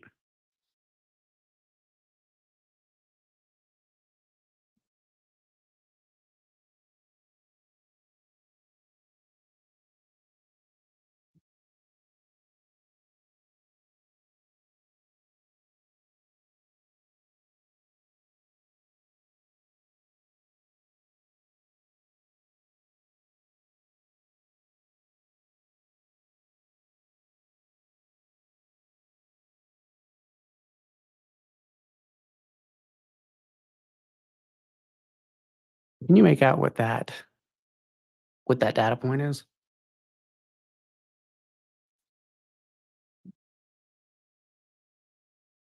It is a Wi-Fi data point Okay, and where is it located?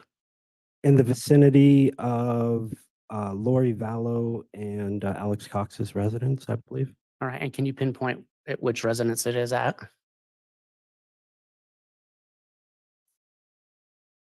No. Not based on the visual representation on the screen. Let me ask you this. Did you locate any data suggesting that the Homer J. Maximus account on the morning of September 9th, early morning of September 9th, went to apartment 175? Did I map that out? No. I don't believe so. Are you aware that a device associated with Homer J. Maximus at was at 107, apartment 107, Alex's apartment, in the early morning of September 9th, Correct?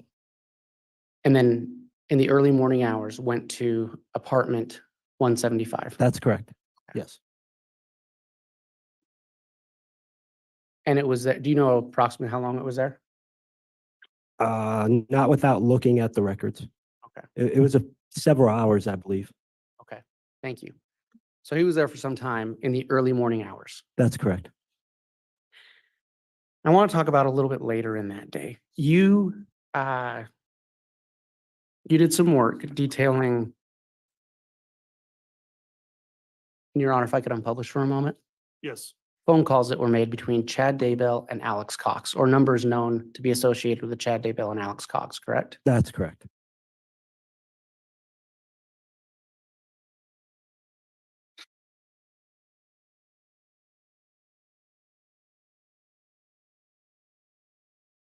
Your Honor, if I could republish. Yes.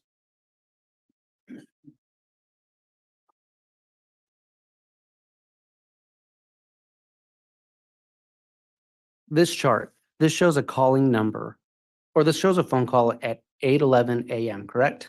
Yes, it does. And the calling number is 208-690-9374, correct?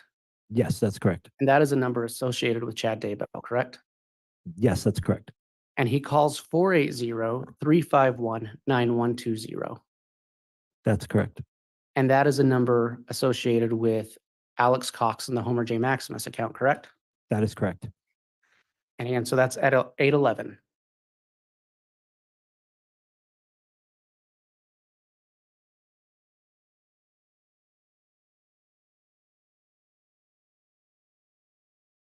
Do you recall what time Alex Cox first shows up on Chad Daybell's property on September 9th? I believe it is approximately 9:21. So if we watched this video you prepared, it would tell us, correct? I believe so. And I'm going to pause when it first shows. So this data point that appears just south of Chad Daybell's residence. That's correct. And what is the time on that? 9:15. All right. And what time was the phone call made from Chad to Alex? I believe 8:11. Yes, correct. Thank you. I'm going to play it again. And so what time 9:21. does this show that Alex Cox's phone shows up on Chad Daybell's property? 9:21. And this was also reflected in the cast report, correct, that you reviewed? That's correct. So just really quick, as we do this, the cast report used some different parameters than you did, correct? That's correct. So they used a 100-meter margin of error, and you used a 500-meter margin of error. That's correct. There was 100 for that, 150, 250, 500 across all the different reports. Right. And I'm just speaking about the cast. Yes, that's correct. And for different purposes, you might use a different margin of error, correct? That's correct. And at different points in an investigation, you might rely on different margins of error depending on what you're trying to do, correct? Yes. And so there's nothing invalid about using a 100-meter margin of error or a 500-meter margin of error, correct? No, there's nothing invalid about either. And Your Honor, I am going to now go to State's Exhibit 156, the cast report.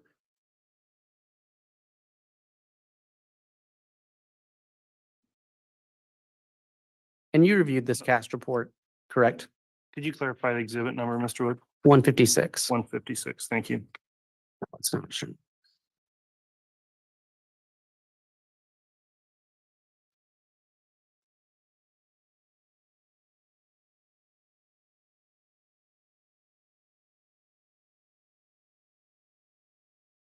You reviewed this cast report, correct, as part of your investigation? Yes, once I received it. So. And you recognize this slide? Yes, I do. And this slide shows in general some of the same data we were just looking at on the slide you presented. That's correct. And so just again, on September 9th, what you've established and what's also in the cast report is that Chad Daybell made a phone call to Alex Cox at 11 a.m. At 8:11. Thank you, at AM. 8:11 a.m.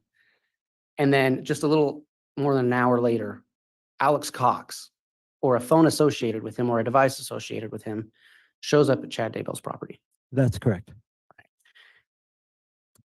Are you familiar with the burial location of Tylee Ryan? Based on the testimony and the evidence I reviewed, yes.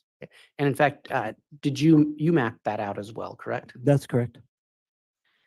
And you would agree that some of these location points for the Homer J. Maximus account are in close proximity to both the burn pit on Chad Daybell's property and Tylee Ryan, and the final location spot for Tylee Ryan. Yes. As part of your investigation, you said you reviewed many devices Devices and records, yes. and records. Okay. In fact, real quick, I want to ask you about that. In your report,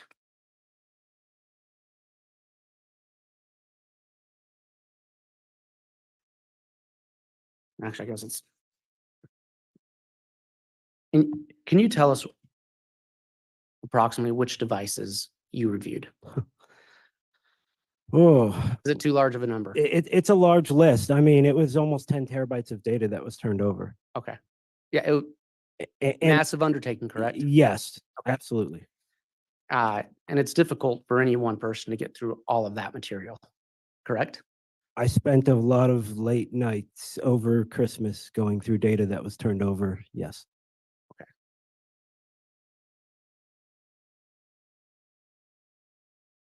Did you review a cell phone belonging to Tammy Daybell?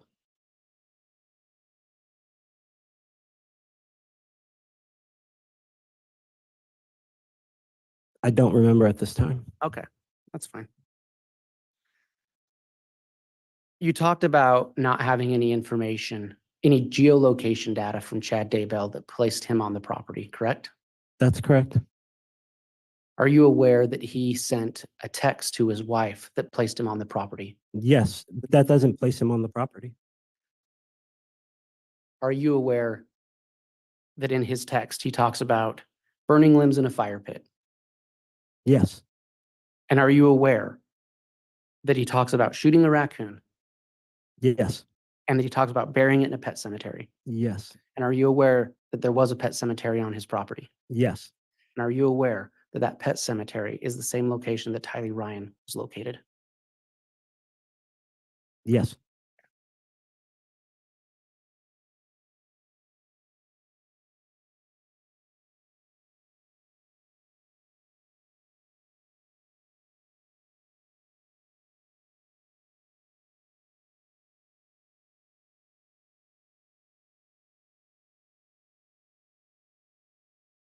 And are you aware, Mr. Eller, that upon finding that text message from Chad Daybell to his wife and combining that data with the data that you see right now and data that you've mapped as well, was how law enforcement Judge, found. objection, speculation, and argumentative. I'm asking if he's aware. Mr. Wood, first, let me make a ruling, and before you make response, please. So the objection is overruled. Okay, I'll ask the question again. Mr. Eller, are you aware that upon finding that email, or I'm sorry, that text from Chad Daybell to Tammy Daybell sent on September 9th, and looking at that data with the data that's placed on the screen right now, similar to data you've mapped, was how law enforcement found Tylee Ryan? No, Would it surprise you that that information was how law enforcement? Judge, found I'm Tylee going to Ryan? object at this point. Calls for speculation. Sustained. Let's talk about September 23rd. And Your Honor, if I could unpublish for a minute. You may And I apologize for the pauses. There's just a lot of digital data to be working with. understand.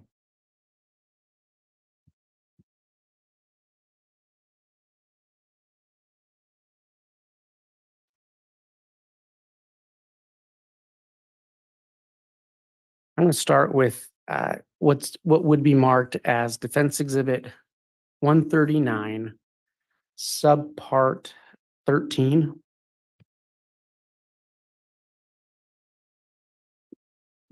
And if I could publish at this point. You may. Mr. Eller, do you recognize this chart? yes, And at the bottom of that chart, there's a call record that's been, there's some details provided for. yes. Who is the calling number? Or I'm sorry, let me rephrase that. What is the calling number? The calling number is 208-690-9374. And is it correct that that number is associated with Chad Daybell? Yes, that's correct. And who is the call, or what is the called number? 480-351-9120. And is it correct that that number is associated with Alex Cox? Yes, that's correct. And what time was that call? 0925.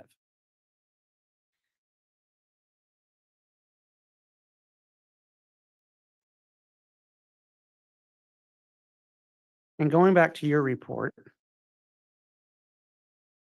on September 23rd,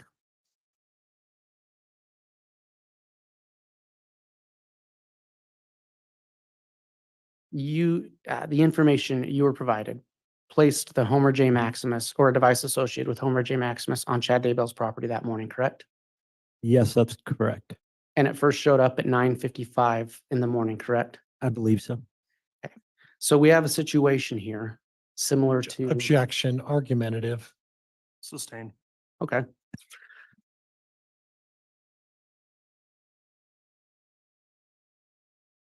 So there's a phone call made from Chad Daybell to Alex Cox at 9:25 Yes, or numbers associated with them. that's correct. At 9:55, Alex Cox or a phone number or a device associated with them shows up on Chad Daybell's property. That's correct. Are you aware of the significance of September 23rd, 2019? Yes, What is that? that is the day after the last sighting, I believe, of JJ. Your Honor, if I could unpublish for a moment, You may. and I will be publishing from Defense Exhibit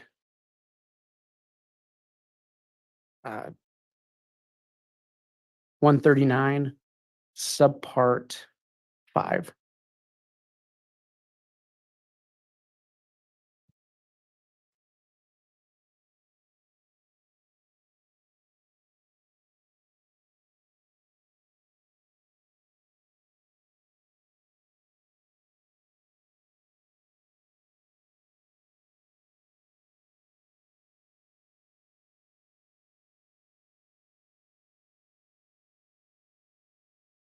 And Your Honor, if I could publish. You may.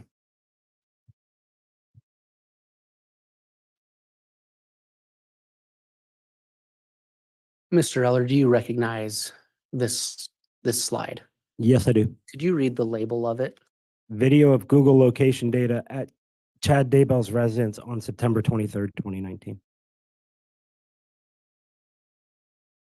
And you prepared this video by mapping Yes, that's correct. of Homer J. Maximus, correct? That's correct. So I'm going to push play. And can you describe where I just paused, what the data being presented is? Yes, that is a Wi-Fi location point with an accuracy of 50 meters on 923 at 0955. And I'm going to push play again.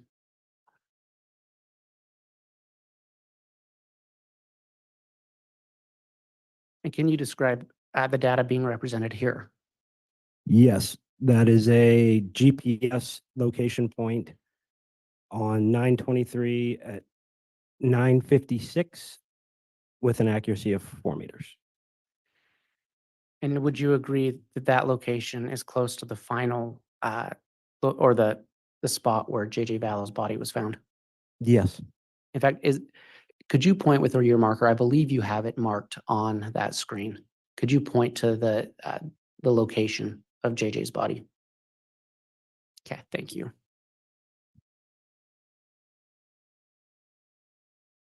I'm pushing play again and stopping. And what's the data here?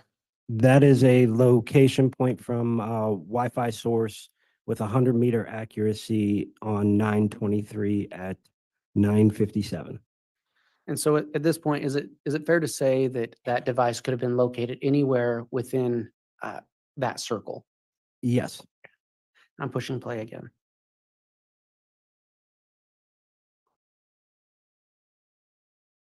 What is the data being represented here? that is a location point that's GPS on 923 at 1002 with 3-meter accuracy. Thank you.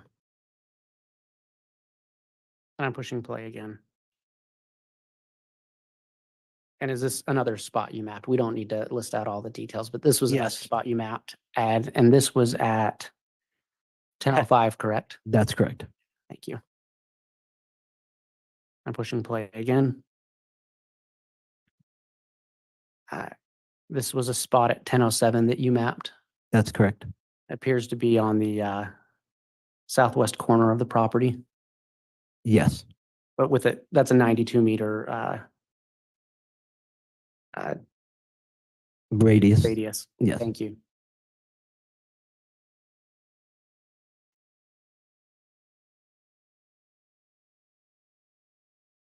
Again, one more spot that you mapped at 10:12. That is correct. So you would agree with me that the Homer J. Maximus account that you mapped on September 9th shows spots close to the location of Tylee Ryan's body where it was located, correct? You said September 9th? Yes. Yeah, I'm going back to September 9th. I'm not trying to confuse you. Okay. Going back to September 9th. Yes. And on September 23rd, the Homer J. Maximus account is located, shows at least 2 points very close to the location of where JJ's body was located. Yes. And on both those days, within close to an hour of when the Homer J. Maximus account shows up on Chad Daybell's residence, Chad Daybell called Alex Cox. That's correct. And let me be specific. A phone number associated with Chad Daybell called a phone number associated with Alex Cox. That's correct.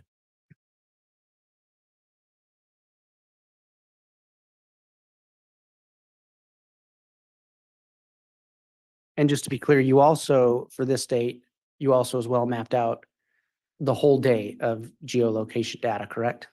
Yes, that's correct. And I'm not going to play it right now, but so that you could actually watch Chad Daybell's movements throughout the day. Objection, Judge. Overruled. Judge, mischaracterization?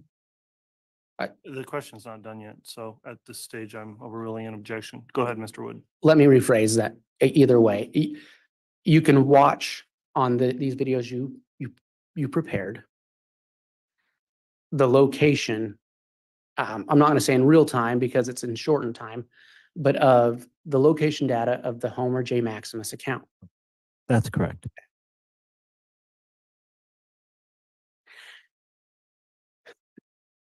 And we talked about methodologies earlier. How sometimes in a different investigation, you might use one methodology, you might use something else for another investigation. And there's valid reasons to be using different methodologies, correct? Yes.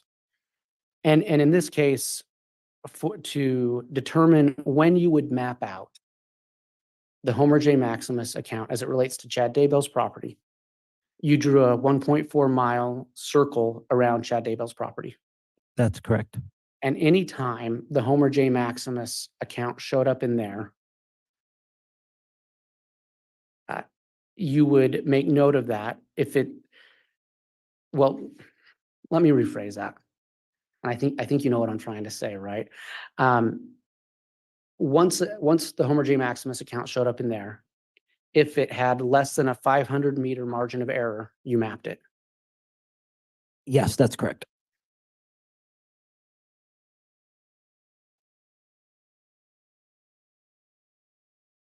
Mr.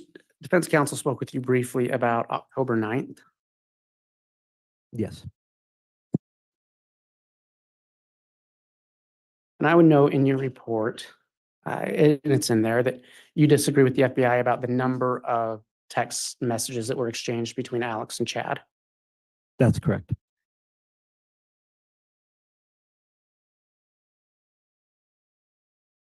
Even based on what you found. That's correct. Yeah, and based on what you found, you show that 13 text messages were exchanged between Chad Daybell and Alex Cox on October 9th. That's correct.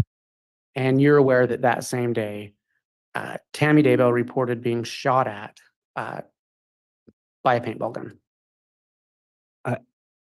I didn't know that it was shot at. That's not what my understanding of it is. Okay. But you're aware there was that incident. That's correct. Okay. And at the time of that incident, the Homer J. Maximus account, as far as you can tell, was located in Rexburg, correct? That is, well, what I can tell is that it was not within that radius. Okay.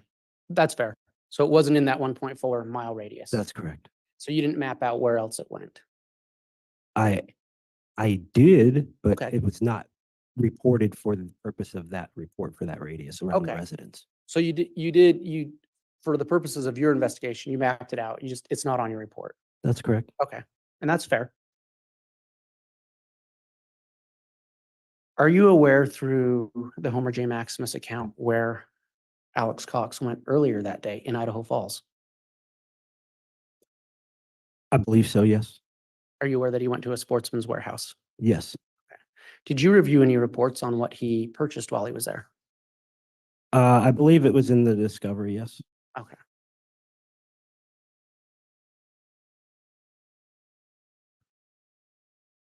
Now, with your 1.4 mile radius, that excluded the Homer J. Maximus account for October 18th, correct? That is correct. But are you aware, or were you aware, that the Homer J. Maximus account was located 2.5 to 2.6 miles just south of Chad Daybell's residence that night? At Salem Church, yes. Yes. Okay, thank you. And you're aware that multiple text messages were shared between Chad Daybell and Alex Cox that night? Yes. And they were on phones that they had both activated on October 9th. Were you aware of that? Yes.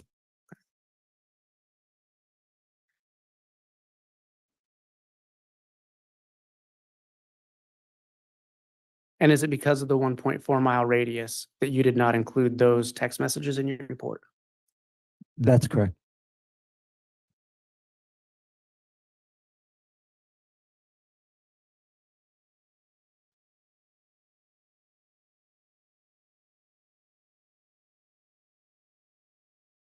Really quick on the geofence.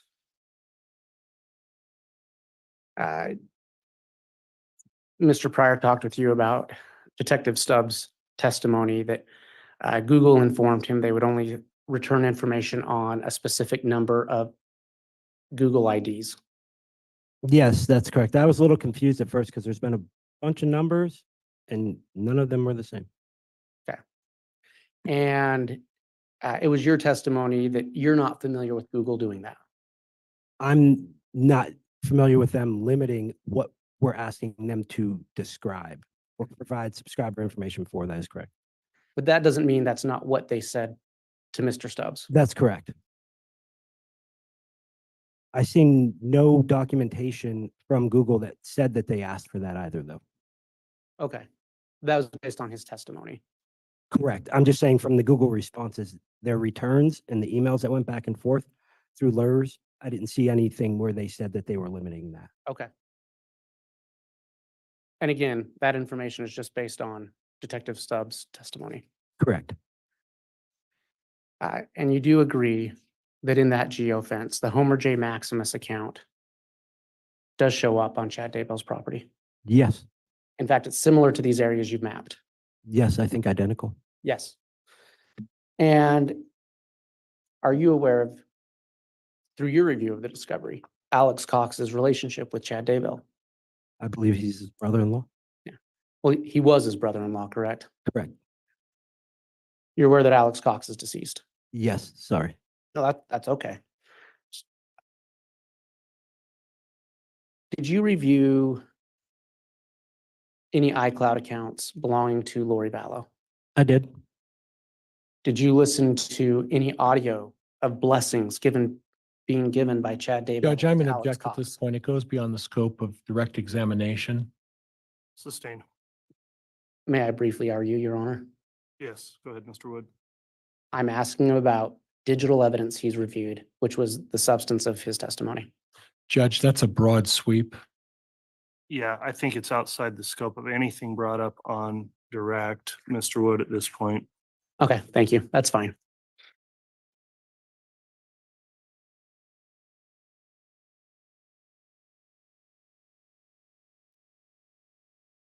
And you testified you were unable to find any geolocation data for Chad Daybell? That's correct. And you're aware through your review that Chad Daybell used multiple phones? Yes. Your Honor, I have no further questions at this time. All right, thank you, Mr. I have multiple exhibits here to return to the court. Very well.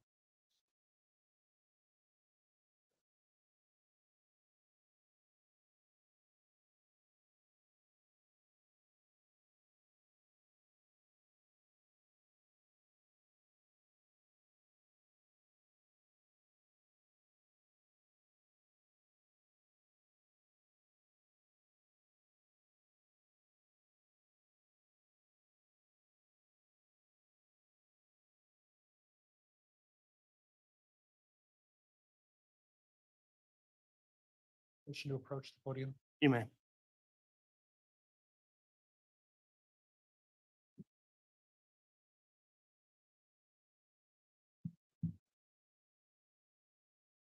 Mr. Eller, Prosecutor Wood indicated that there was a phone call at 8:11 from Chad Daybell to Alex Cox. Yes. Do you have any information that the warrants that they obtained from Google would have included data information from that phone call? No.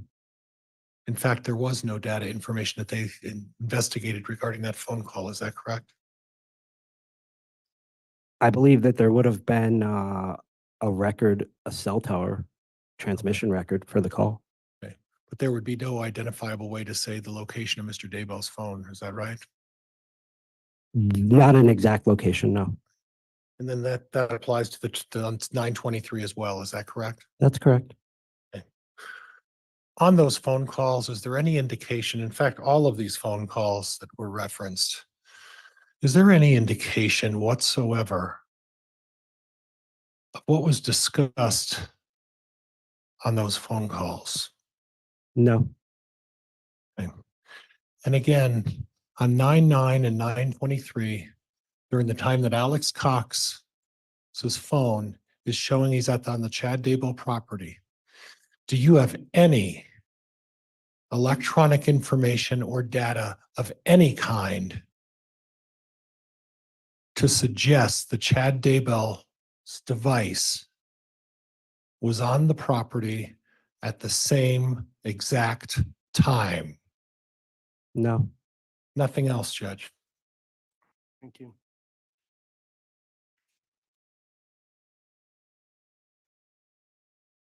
All right, that'll conclude the testimony of Mr. Eller then. Are we going to have him remaining under subpoena from the defense? No, Judge, he's excused. Thank you, Mr. Eller, for the defense. State. The state doesn't have him under subpoena, Your Honor. All right, thank you. That concludes your testimony. Thank you for appearing and testifying today. You can go ahead and step down. Yes, Your Honor. Thank you. You're welcome.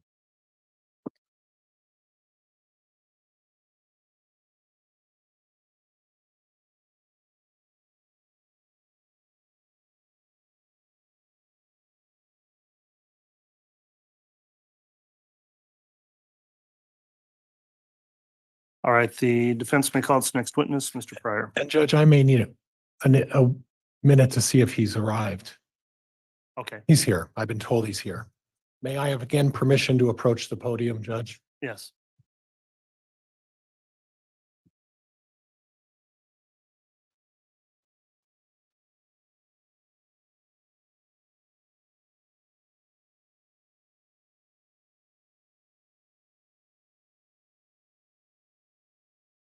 And if the court would allow me when I may proceed.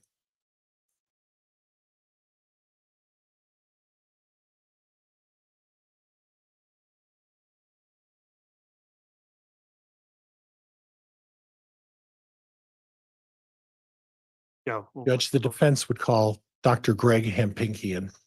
Very well.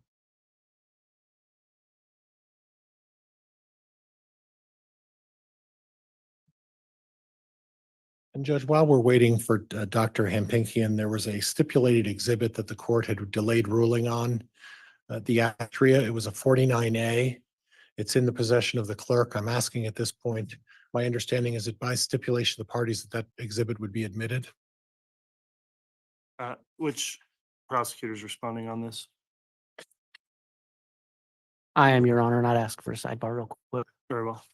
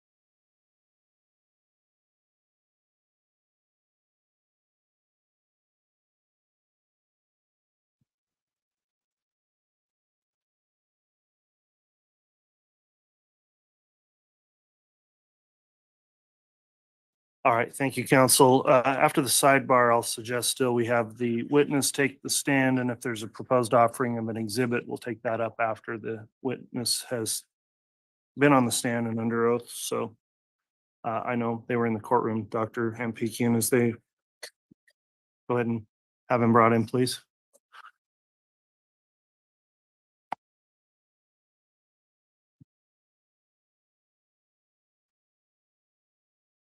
Solemnly swear or affirm that the testimony you are about to give shall be the truth, the whole truth, and nothing but the truth, so help you God.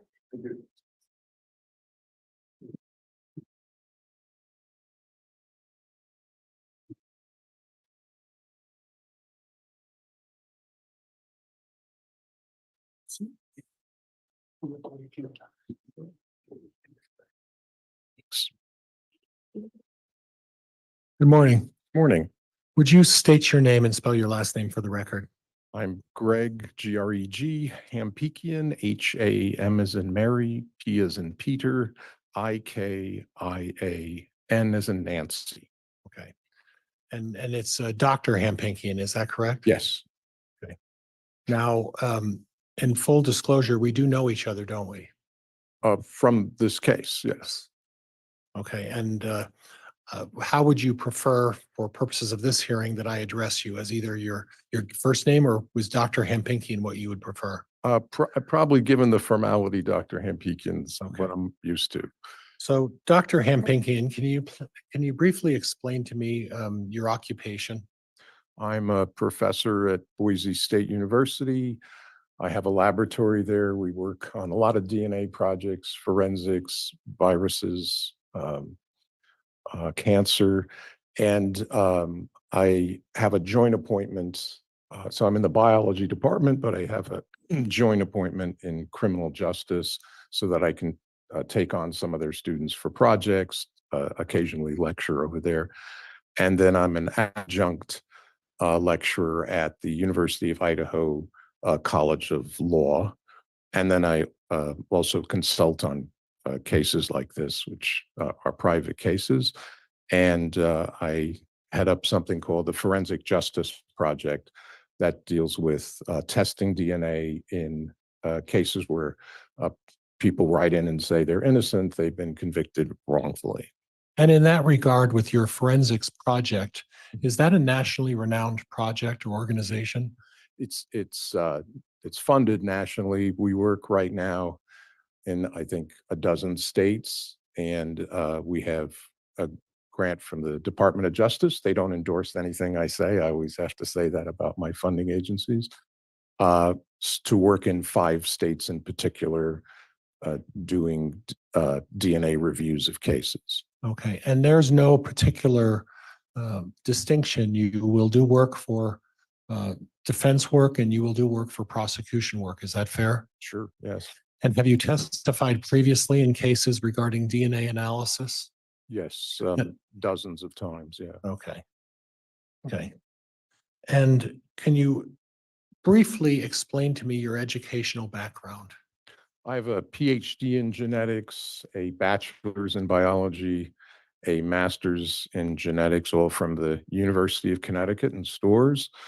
I've had postdoctoral training after that on a National Science Foundation grant in Australia, working on the Y chromosome, the male chromosome, and then more postdoctoral training in Massachusetts in developmental biology, and a lot of professional development around forensics. And that's mostly done through the American Academy of Forensic Sciences or some of our annual meetings.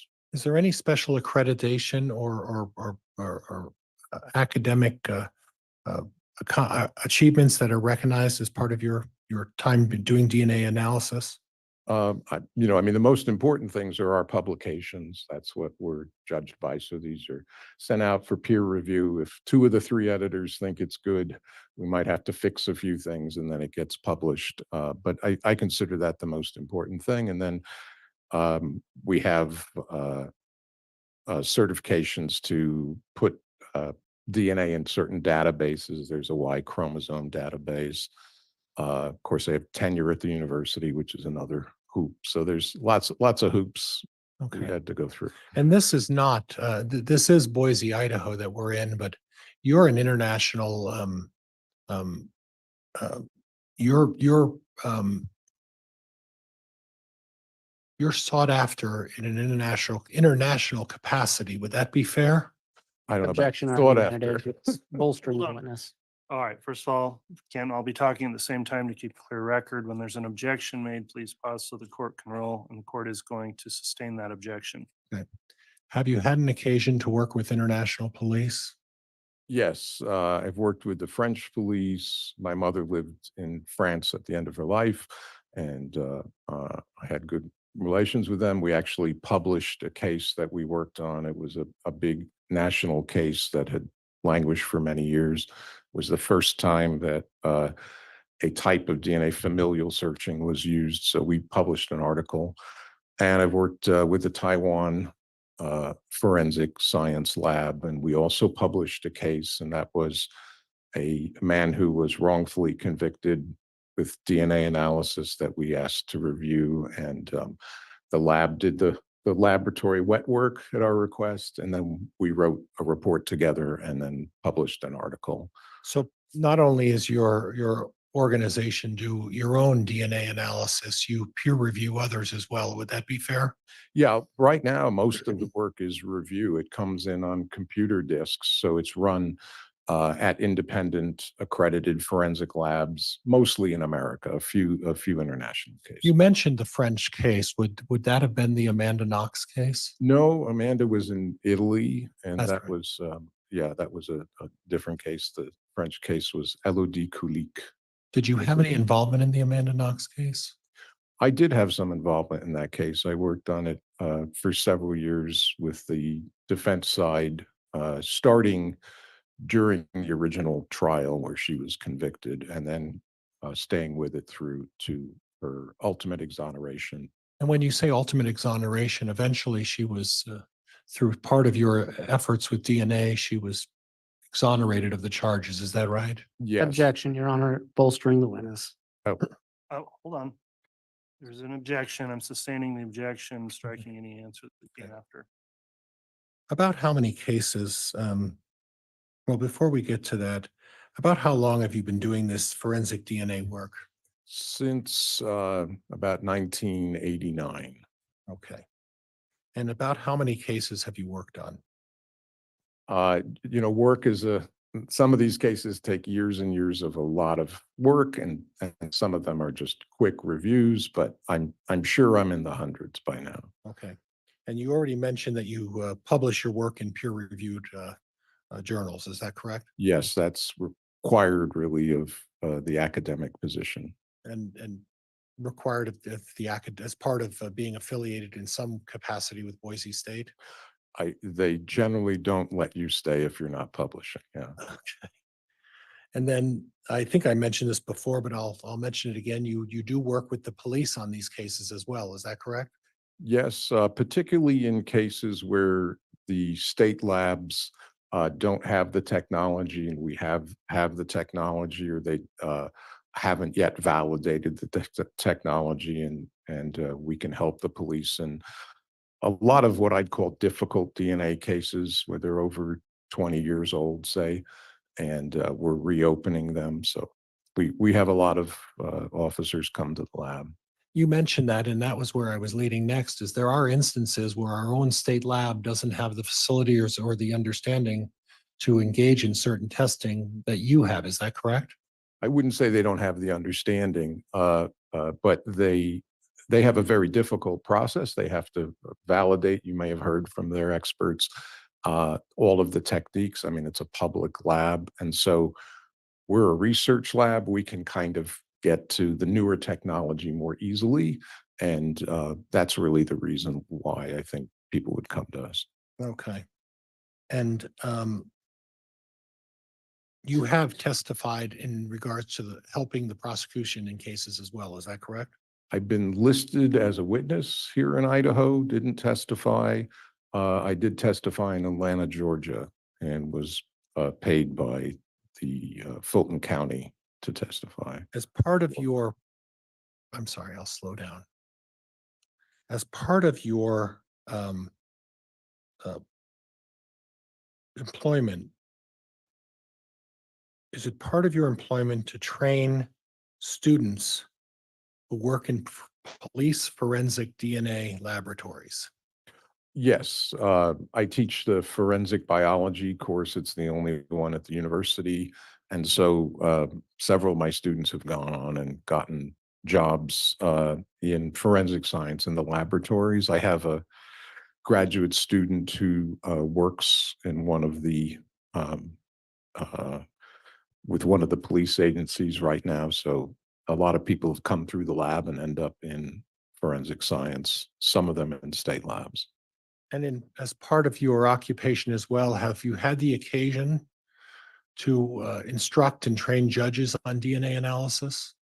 So judges come a lot of times to the professional development that I offer for all lawyers. But specifically, I was invited twice to Montana to train the judges and then once to Israel to train judges. Okay. And has it had the occasion where you have helped solve what are referred to as cold cases? Yes, I'd say the one I referred to in France is a notable example. And then uh, Christopher Tapp, who was exonerated here in Idaho. We worked with the Idaho Falls Police Department to find a new DNA match, who eventually confessed to the crime that Mr. Tapp had served wrongfully for. And there's a case now that's going on in Idaho where we helped the police establish a new match in a murder that was many decades old. But that's not finished yet. Okay, and so when I when I talk about what is called a cold case, that means a case that occurred sometime previously? It has several definitions. I like to think them as old cases that, are just not getting a lot of movement forward. And some agencies will refer to them as cold cases. And there's actually special funding you can get from the Department of Justice that are aimed at solving these cases. So there are cases where there's no active suspect, and methods like genealogy, one of the new methods, can be used. Do you have a DNA lab at your location? Yes. And is that a fully functioning DNA lab? On good days, it's fully functioning. Yeah. It's it has the equipment that's similar to the forensic equipment that the Idaho State Police Lab has. We're not doing active casework, though. I send any evidence now to accredited independent labs, either the state lab or an independent lab. And that's mostly because I don't want everybody in the lab to get subpoenaed to come and work like something like this. And it's just easier. So for somebody writing a check, they can take all the responsibility for everything that happens handling wet lab items. You mentioned the state lab. Has there been occasions when the state lab has reached out to you, the Idaho State Lab has reached out to you to consult you on issues? I don't think the state labs reached out to me. We've talked, and I certainly know some of the analysts, but I can't remember them reaching out to me. And you do teach forensic courses as well at Boise State? I teach forensic biology at the law school. I teach a course called Wrongful Convictions that looks at how we reopen cases with DNA. So that's kind of a forensics class. And periodically, I'll teach seminars on forensics. And how often would you say that you testify? 5, 6 times a year, maybe, or less. Okay. Is there a reason or an understanding as to why you don't testify more often? I mean, most times if I review a case, I'm getting a bunch of data and I can run it through our software and check on things, and I go through all the records. And if I'm not contributing something new that someone has hired me to look at, they're not probably going to want to pay for more time for me to come and sit in a courtroom. So oftentimes, if I agree with what the lab has done and there's no questions, I'm not called to testify. And that's the vast majority of cases. I'd say. And would you describe your profession as a specialized scientific profession? Yes, And it takes specialized knowledge. yes. And with your education and training, are there a number of people who obtain your or have your specialized knowledge in this field? I mean, I get to meet with my colleagues. I'm a fellow of the American Academy of Forensic Sciences. There's a few thousand people there, and then I'm going to another professional meeting in June, different one, and there'll be a few hundred people there. Hopefully, when I get to speak as well. And you're speaking there. Yeah. Are there any special certifications that are required to do what you do? Certifications. I mean, I have to, anytime we do anything at the university, there's 2 oversight boards that we have to apply to. They have questions about our methodology in terms of humans, like are we compromising anybody's rights? Are we doing any experiments that would abuse somebody in some way or abuse their rights? And then I have to go through the biology safety committee, and they also review everything. And then every year we have to go through all of our training again to be certified to continue the research. So And in order to do what you do, it's important that you maintain those certifications and training. Is that correct? me and everybody in my lab, yeah. Okay. Okay. I want to talk to you a little bit about a concept of transferring DNA. Can you, in general, give me a broad overview of what the concept of transfer of DNA means? So transfer is really at the center of DNA. You've probably heard of latent print evidence. It's very hard to transfer somebody's thumbprint from your glass to, say, a weapon. But DNA can move very easily, and so we always have to be cautious about making conclusions about how DNA got somewhere. So I like to say DNA is really good at telling us something about who may have contributed, but the how it got there, that's really for the triers of fact, for the jury or the judge. And as a DNA analyst, I can't tell. And the reason I can't tell is because DNA does move. It's how we get it. We take a swab, it just is a Q-tip, you wet it, and you rub it on something. And then you take a dry swab and you rub it. And both of those, just like you might clean up a pudding stain or something from a kid on a cloth, you transfer some of that material to your swabs, a wet swab and a dry swab.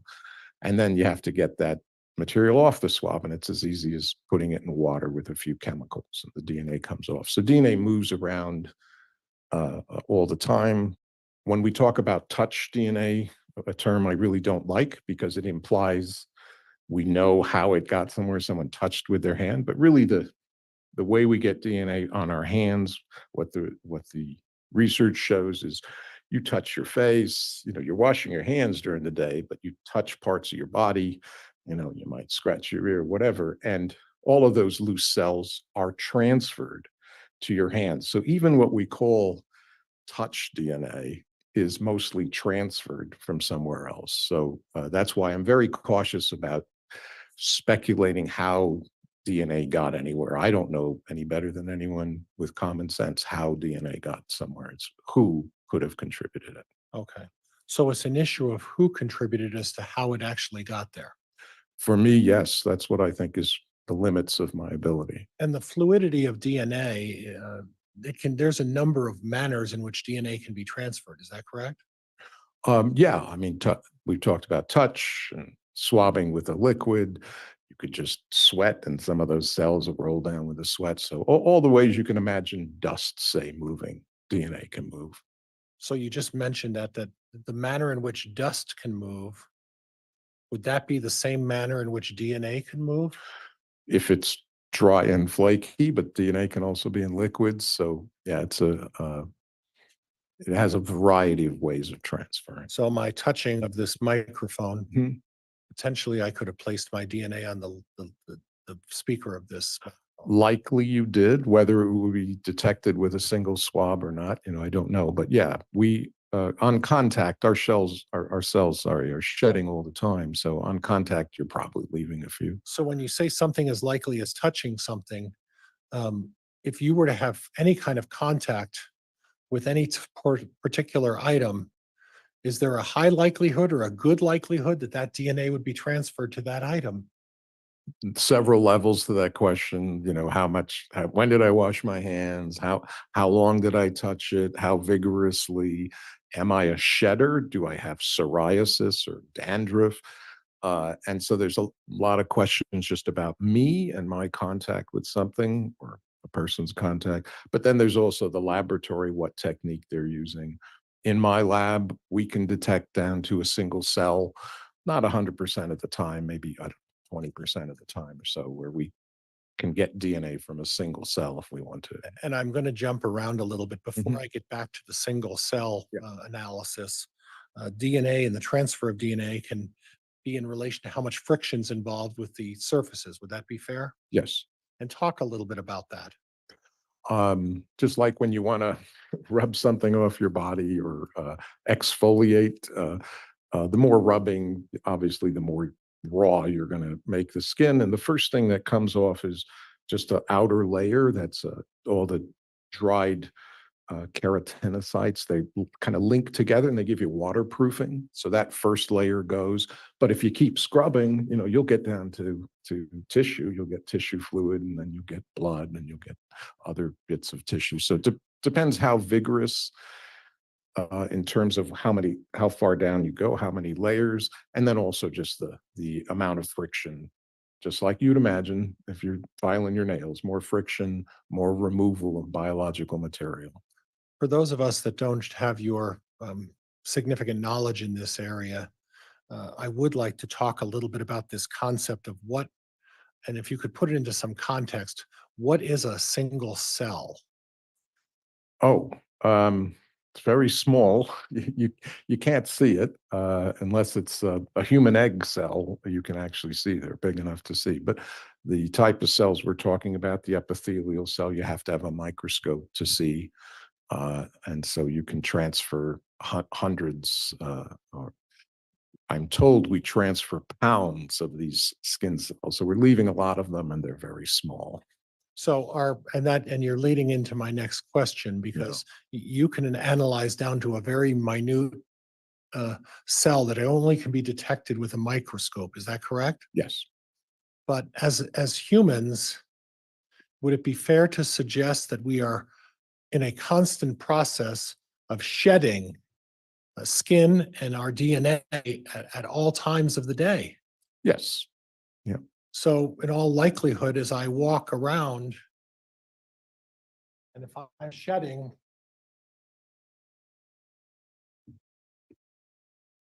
my DNA is being placed all over this table, right? Yes. And even if I go to sit down in that chair, as a human, and the fact that we are human beings that are in a constant state of shedding, would my DNA also be transferred to that chair by sitting down on it? It could, or if somebody else's DNA is on your pants because you sat somewhere where they, had their hand down, you could transfer someone else's as well. And in addition, if you were to pick up or hold an object of any kind, there'd be a high likelihood, a good likelihood? Is there any way to determine what the likelihood is of how your DNA and what DNA would be on that item that you would pick up? In a laboratory setting, there's studies that are done. We've done them in my lab where, you hold something quickly, you grab it and you rub it. We tried a bunch of different things. And I think it's kind of common sense about the trends. The more friction, the more time, the more transfer. But there are shocking things. Sometimes somebody handles something a lot, you get no DNA. Sometimes somebody just taps it and you get tons of DNA. So I don't know how to ascribe a likelihood in a crime situation or a field situation. Just those general rules about time and friction are important. So if I understand your testimony correctly, there are a number of ways to transfer DNA onto an object. Would that be fair? Yes. There would be ways in which you would touch an item and physically have contact with it. That's one way, correct? Correct. There would be a suggestion that if you were just around the object and you were, like many humans, shedding your cells would naturally fall on or be present on anything that you might be around. They could. Your hair can fall out and be on something if you were to do that as well, just being in the vicinity. Yes, common sense would show Or if that. you were doing something rigorous or doing something in the form of an exercise and some of your hair comes out and falls, that's another way to track DNA. Yeah, the hair is shedding like the skin and just more obviously. So if you're around something, there is a strong likelihood that your hair is shedding, and then you're putting your DNA, again, I could be putting my DNA on that chair by shedding, correct? You could, and if we looked for what we call environmental DNA, I'm sure all of us who've been in this room, have a high likelihood of showing up if the room is sampled really well. And aside from DNA that falls off of your hair and falls off of our shedding bodies and skin, is it possible that DNA could also be transferred through our breath? There have been studies that show that, and now they're having like swabs outside of zoos and they're detecting all the animals who live in the zoo. So there is a certain amount of DNA that is transferred in the air. And that's really an area that people are developing right now. Okay, so in other words, the breathing on some object. I'm not talking about any other fluids. We'll get to that in a second. But the breathing on an object, or if you're involved in a situation where you're engaging in heavy exertion, and as part of that heavy exertion, you're breathing onto an object, potentially there would be DNA of you on that as well, correct? Potentially, yes. Okay. And then we'll go to fluids. Mhm. We can get DNA by way of perspiration, by sweating. Yes. If you're doing some sort of physical activity Yes. and a drop of your sweat were to fall on an object, perspiration, that would be another way that you would find DNA on an object as well. Is that correct? Yes. And then by way of spitting, as much as disgusting as it might be, all of us have been guilty of being involved in situations where fluid comes out of our mouth and places itself on DNA, correct? Correct. And then as far as sneezing or breathing out of our nose, if we have any kind of a cold or any sort of issue with that, again, that's another way that DNA could be placed on an object. Is that correct? Yes. So would it be fair to say that there are a variety of ways and manners in which DNA can accumulate on any object that you're around? Yes. It could be by way of fluid, correct? Correct.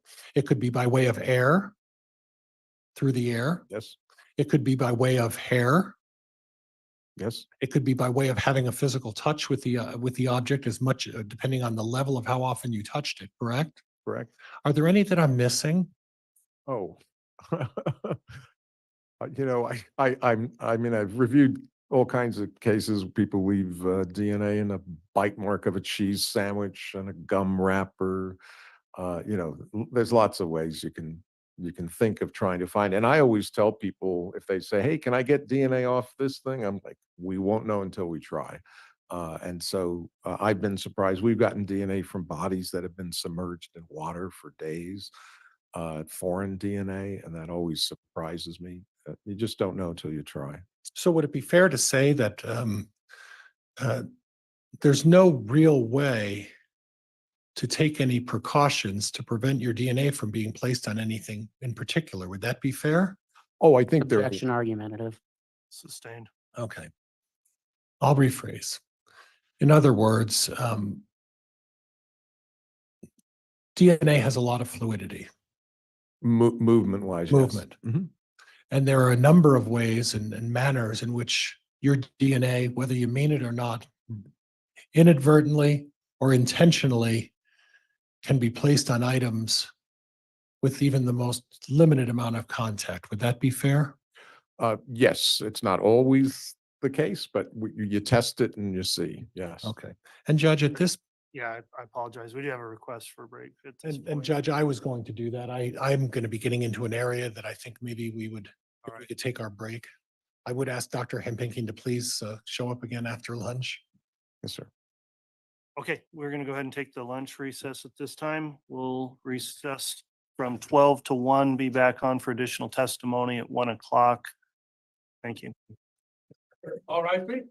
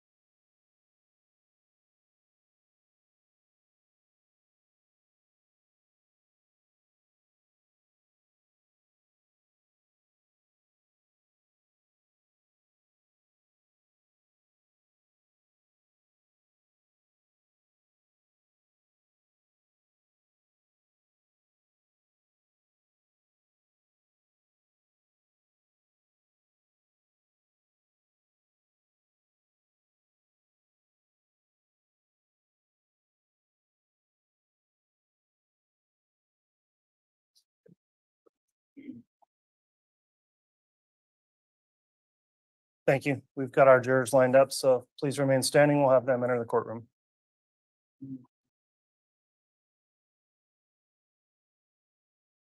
All right.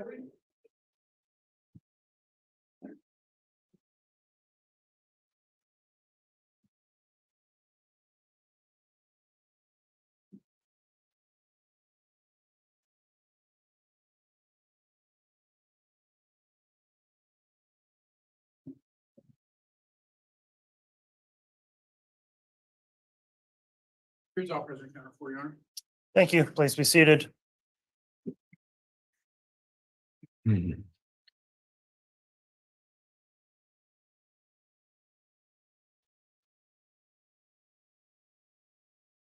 All right, Mr. Pryor, you may continue. We are back on the record on KCR 2221-1623, State of Idaho versus Chad Guy Daybell. We took the lunch recess. We're back on the record with additional testimony. Dr. Hampikian is on the stand. I'll remind the witness you're still under oath for your testimony. And Mr. Pryor, you may continue with your direct if you wish. You may.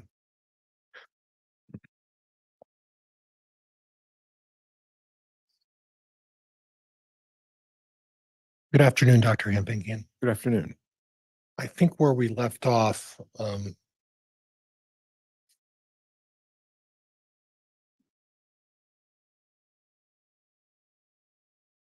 is I was going to start talking up the testing procedures that were conducted in this particular group of evidence that you were provided.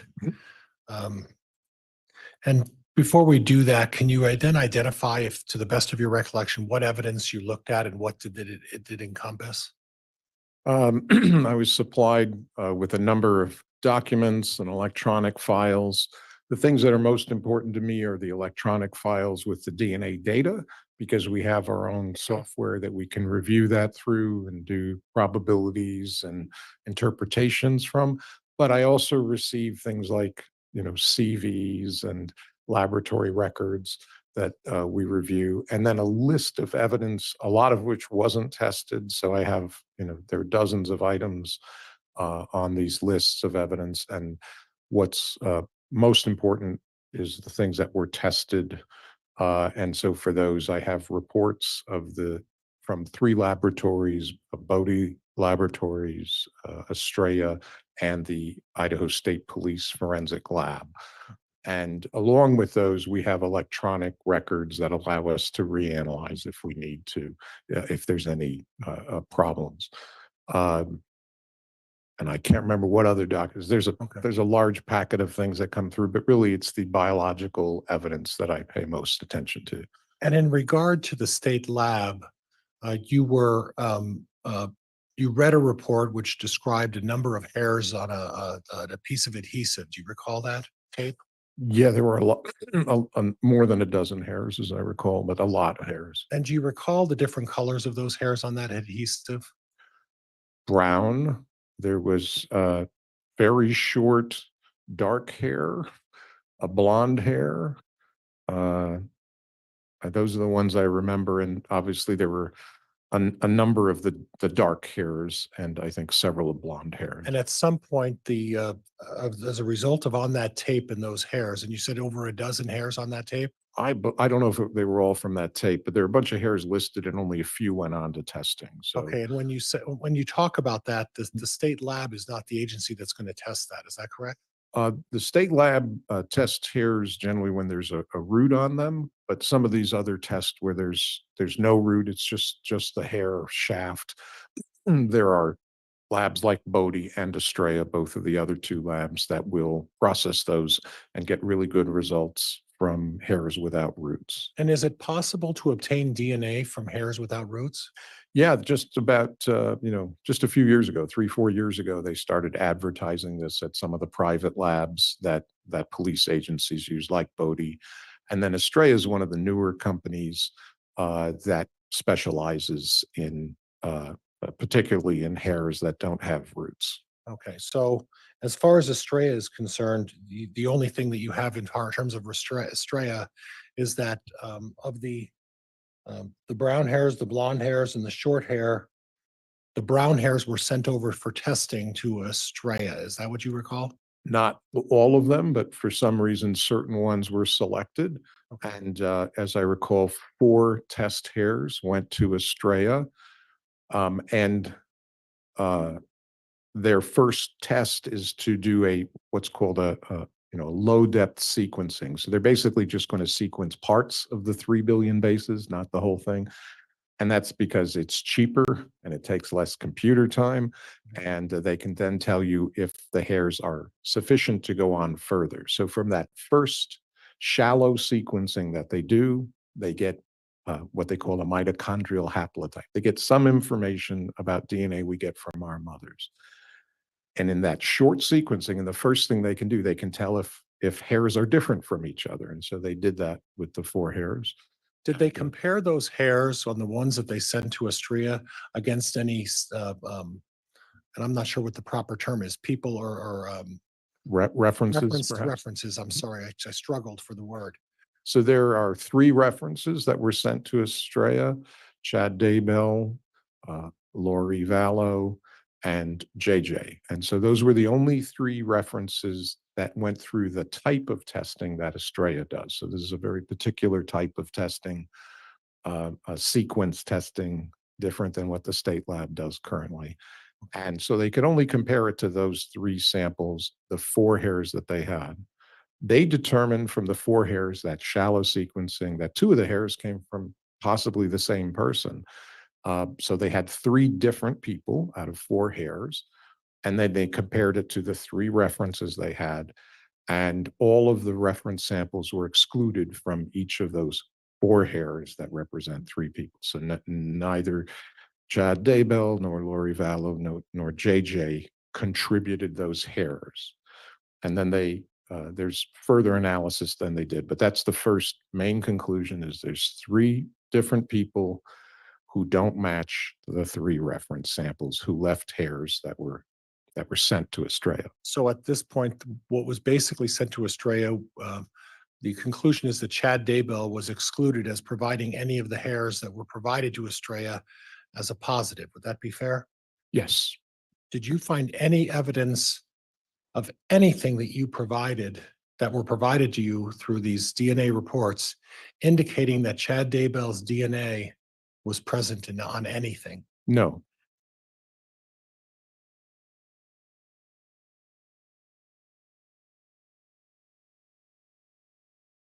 I want to talk to you about conclusions and what type of conclusions someone in your field of DNA forensics can arrive at. And if you would talk a little bit about that, I'd appreciate it. Sure. In these common types of tests, there's basically 3 conclusions. I can say someone is excluded, and in other words, there's too many mismatches, and I can just say it's clearly not this reference sample that donated DNA to this evidence sample. So that's exclusion. And sometimes a statistic is provided, but it's not required. You can just say they're excluded and show the data. The other option that's informational is that they cannot be excluded. So that means they could have contributed that DNA on the evidence. And then we have to supply a statistic. Is it 1 out of 2 people would match it? What's the coincidental match? Is it 1 out of 100 trillion? And the third option is you can say it's inconclusive. So you can have exclusion, cannot be excluded with a statistic, inconclusive. When is it inconclusive? I drop a tube in lab. There's nothing in the tube. The test doesn't work. There's not, I doubt the results somehow. And that's an inconclusive. So those are the 3 options that we have. And then when you get a conclusion that it's a negative result, what does that mean? That's a really bad term because it means that what's negated is the hypothesis that was being tested. So, for example, Explain that to me when you say what's negated is the hypothesis being tested. let's say someone is accused of a crime, and I swab a handle of a knife, let's say.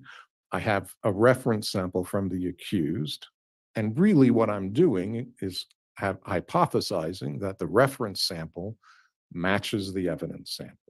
And I test that hypothesis, and a negative result means, in some ways, the way a lot of analysts use it, means that I've negated that hypothesis. It is not this person. It is an exclusion. So the unfortunate thing is negative result is used when we exclude someone, which is a perfectly valid result. And it's also used when it's inconclusive. Sometimes people say it was a negative result. You can think of it like a COVID test or a pregnancy test. You can be negative for the pregnancy or the disease, or the test could not work. And some people will sometimes refer to that as negative. There was no evidence. There's no test. But in the case of the labs, what they're really doing when they have a reference sample, as they had in this case, they had 3 reference samples, for example, at Estrella, they're testing the hypothesis. Right, so what Yeah. hypothesis in this case are they testing? Did Lori Vallow contribute the hair? Did Chad Daybell contribute the hair? Did JJ contribute the hair? So they tested 3 hypotheses.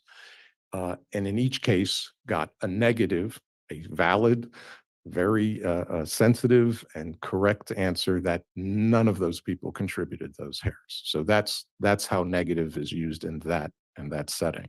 Is it used in other settings as well? Yeah, and like I said, it's a tricky term the way people use it. So I sometimes there's a phrase in our field, if I can say it, it's that the absence of evidence is not the evidence of absence. So you can't prove you weren't somewhere just because they didn't find you there. That sounds like it's true. And I've heard experts like myself say it on the stand. And years ago, I was asked on the stand, isn't it true? The absence of evidence is not the evidence of absence. And then I realized, no, it is the evidence of absence. Of course, it's the evidence. And I know that because in cases where we've done exonerations, there's evidence that other people did the crime. And to say that, just because there's no evidence from an innocent person that's meaningless. It is meaningful. Things are tested. You test the Objection, narrative. hypothesis. Yeah. Sustained. Sorry. Okay. Sorry. So again, if I could ask a question, Yeah.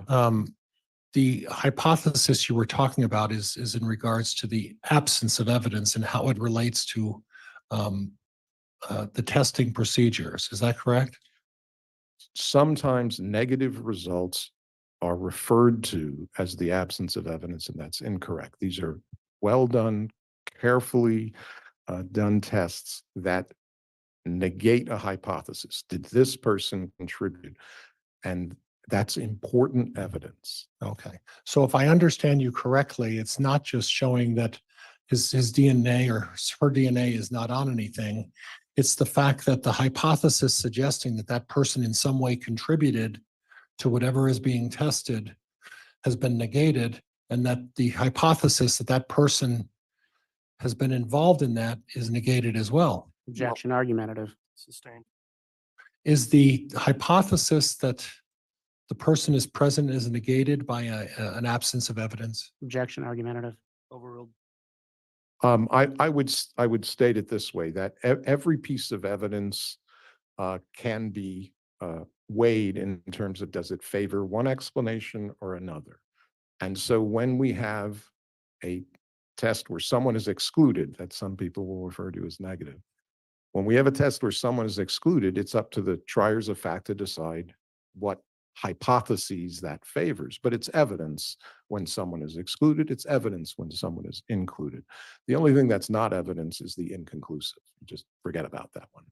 But in this, positive and negative are important conclusions. But would it be fair to say that in this particular case, there's an absence of Mr.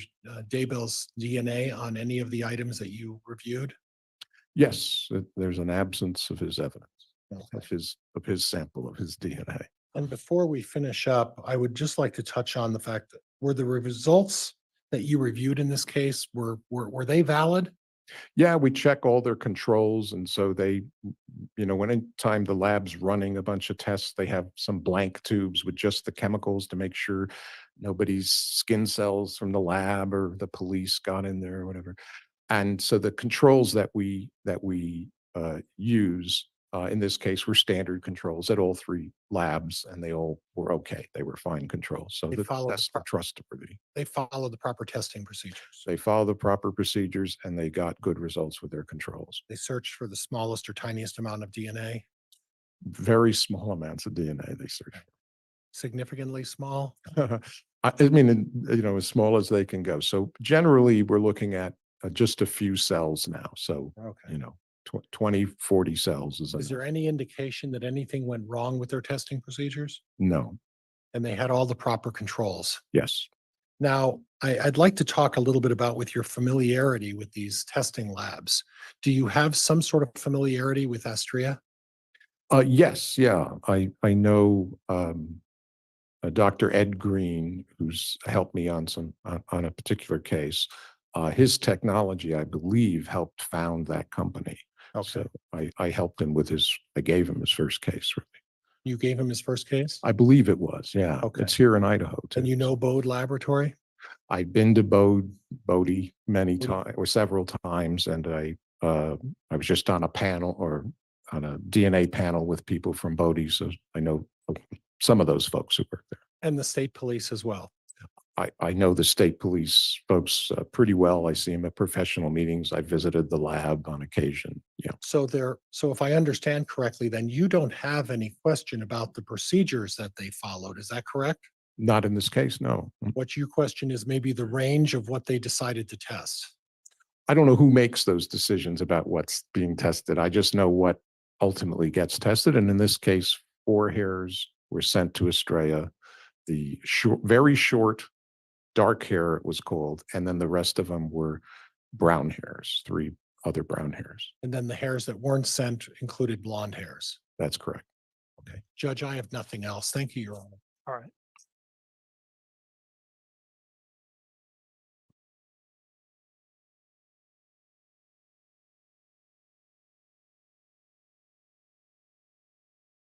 Mr. Wood, when you're ready, cross-examination.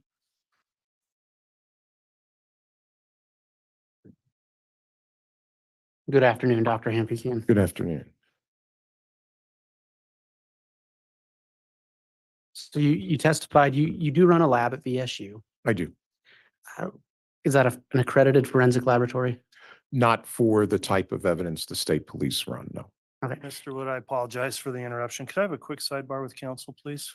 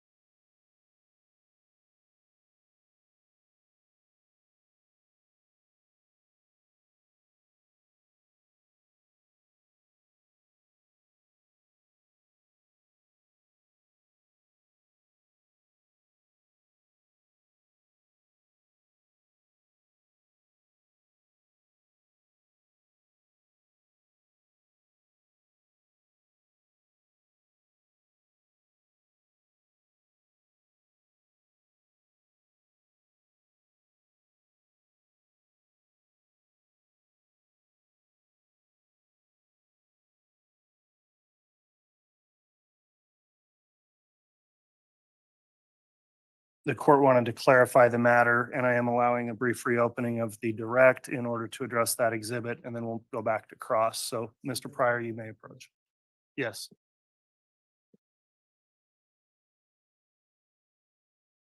And this relates to the proposed exhibit 49A. And Judge, at this time, I'd move, and my understanding is by stipulation, to the admission of Exhibit 49A. Okay, and that's the Astria report. Does the state have any objection to the admission of exhibit 49A defense? No objection. Okay. Thank you, Your Exhibit Honor. 49A is admitted. Thank you, Mr. And Pryor. I'm done, Judge. Thank you.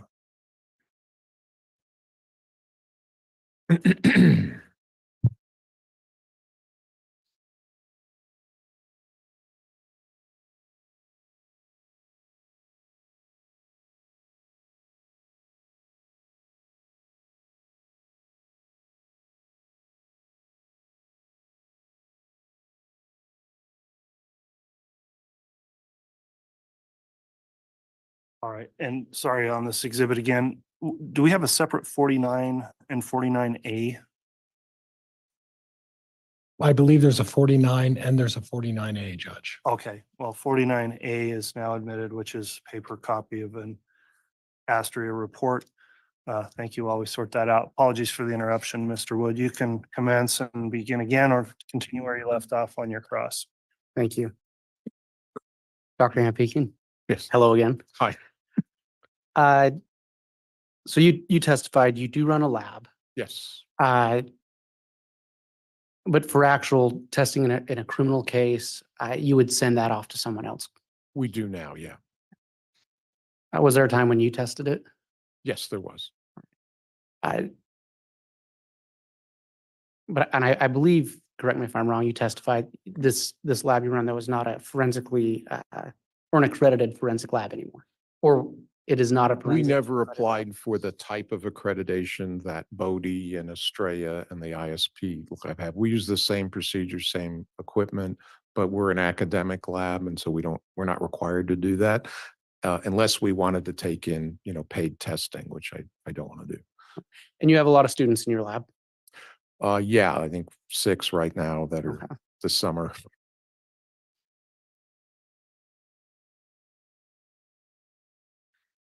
Mr. Pryor spoke with you about the ISP testing. Yes, And did you review all of the lab reports for that testing? I reviewed all I was given. I think I had all the reports. Yeah. Did you review the test identifying the remains of Tylee Ryan? Yes. And you had no issues with that testing? No. Did you review the results of the test identifying JJ Vallow? Yes. And to be fair, it identified him to his biological father, Dennis Trahan, correct? I believe, I can't remember, but it was a correct identification. Okay. Yeah. And so you didn't have any problem with that testing? None at all.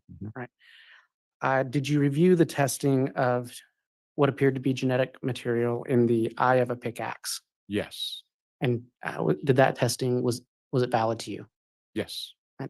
On that same pickaxe, there was some testing done on what appeared to be a blood spot. Did you review that testing? I believe they referred to it as the handle or. Yes. Yeah, the handle. Yep. And that testing was fine with you? Yes, it was. Okay.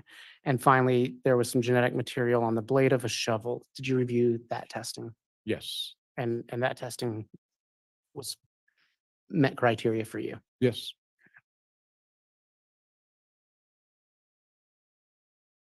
And you're aware, you spoke about the Estrella lab testing. You were aware of the hair that got sent to Bodie Labs.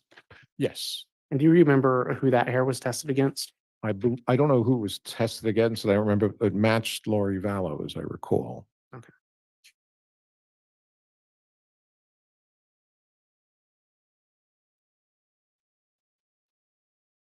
You wrote a report for this case, correct? I wrote I wouldn't call it a report. We I call wrote it a what I was summary. going to testify to. Okay. Yeah.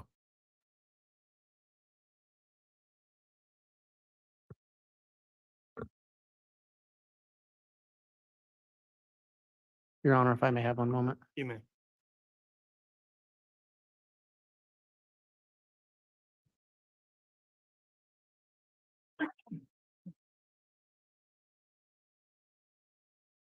Thank you. Your Honor, I have no further questions. All right, thank you, Mr. Wood. Again, permission, Judge? Yes, redirect, Mr. Pryor.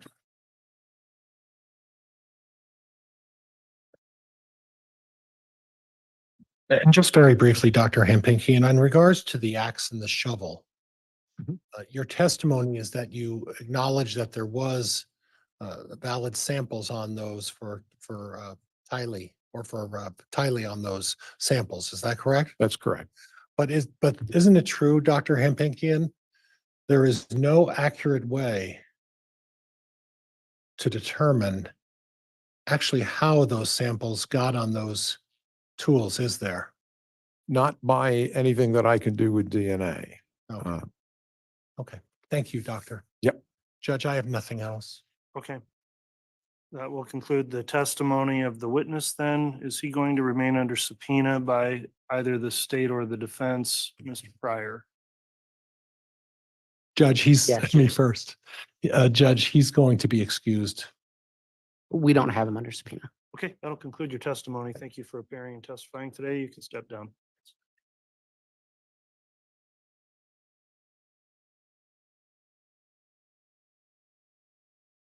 And Judge, could we take a brief sidebar again? I apologize. Yes.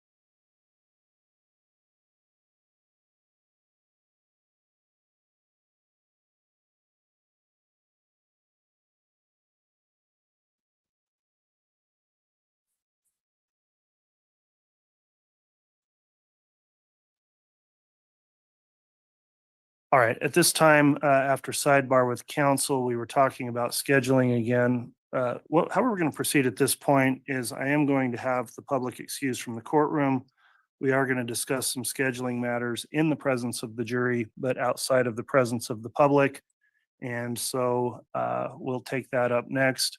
Ladies and gentlemen that are here from the public observing, thank you for complying with the courtroom conduct order today. I will note there won't be any additional testimony provided today. I am going to discuss the scheduling matter, though, with the jurors and council presence, with them allowed to make comments as well. So that will conclude the matter as it relates to the public proceedings in court today. The jury can remain seated. If we could have the courtroom cleared of the public, please. And case agent and the defense agent also are permitted to stay for these proceedings. On this side of the bar, please rise. And all of your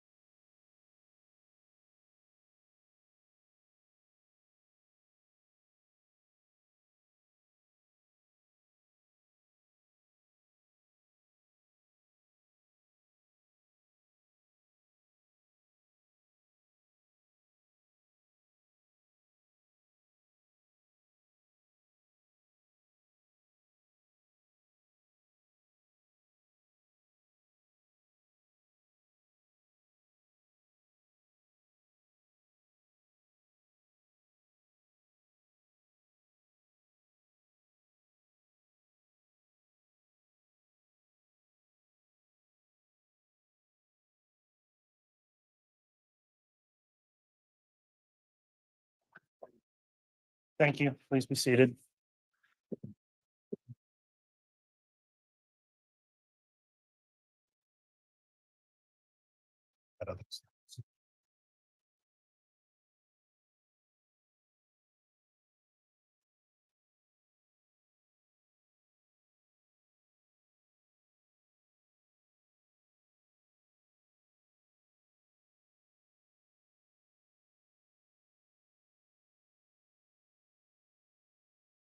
Okay, we are going on the record now, and we are live streaming these proceedings, so they are open to public access in that manner. However, just given the way the day worked out at the conclusion here, we've already had the general public exit the courtroom.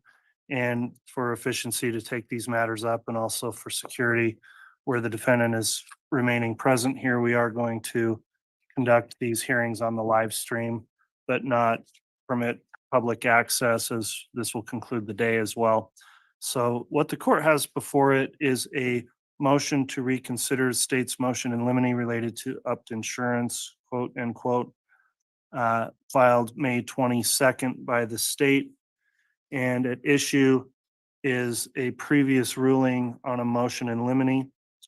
I should note the jury is not present for this proceeding. They've been excused for the day. And so on this motion in limine, the court previously determined that a statement made by a proposed state's witness, Janice Olson, about changing the defendant's life insurance or the defendant's wife's, Tammy's, life insurance policy. I found it was not admissible in a previous ruling.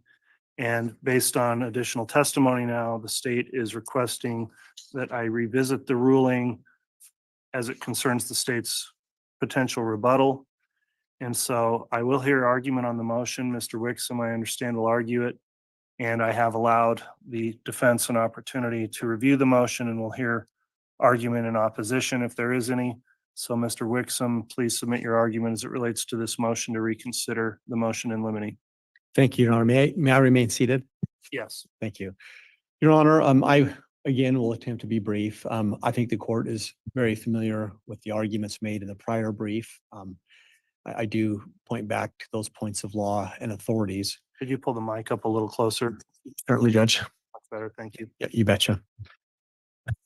Your Honor, we're in a situation now where the court has denied our original request to call Janice Olson as a witness, who we anticipate will testify that approximately the 5 or 6 weeks or month, I don't have it in front of me, prior to Tammy's death, that she had lunch at school with Tammy, and that Tammy, in a passing conversation at one of those lunches, had stated to her to the effect of, "My husband wants me to up my insurance. He thinks I should up my insurance."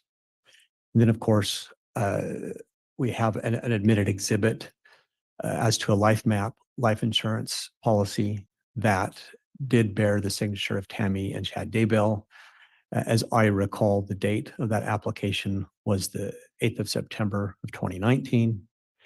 It increased coverage for Tammy from $50,000 up to $130,000. It added $80,000 of coverage.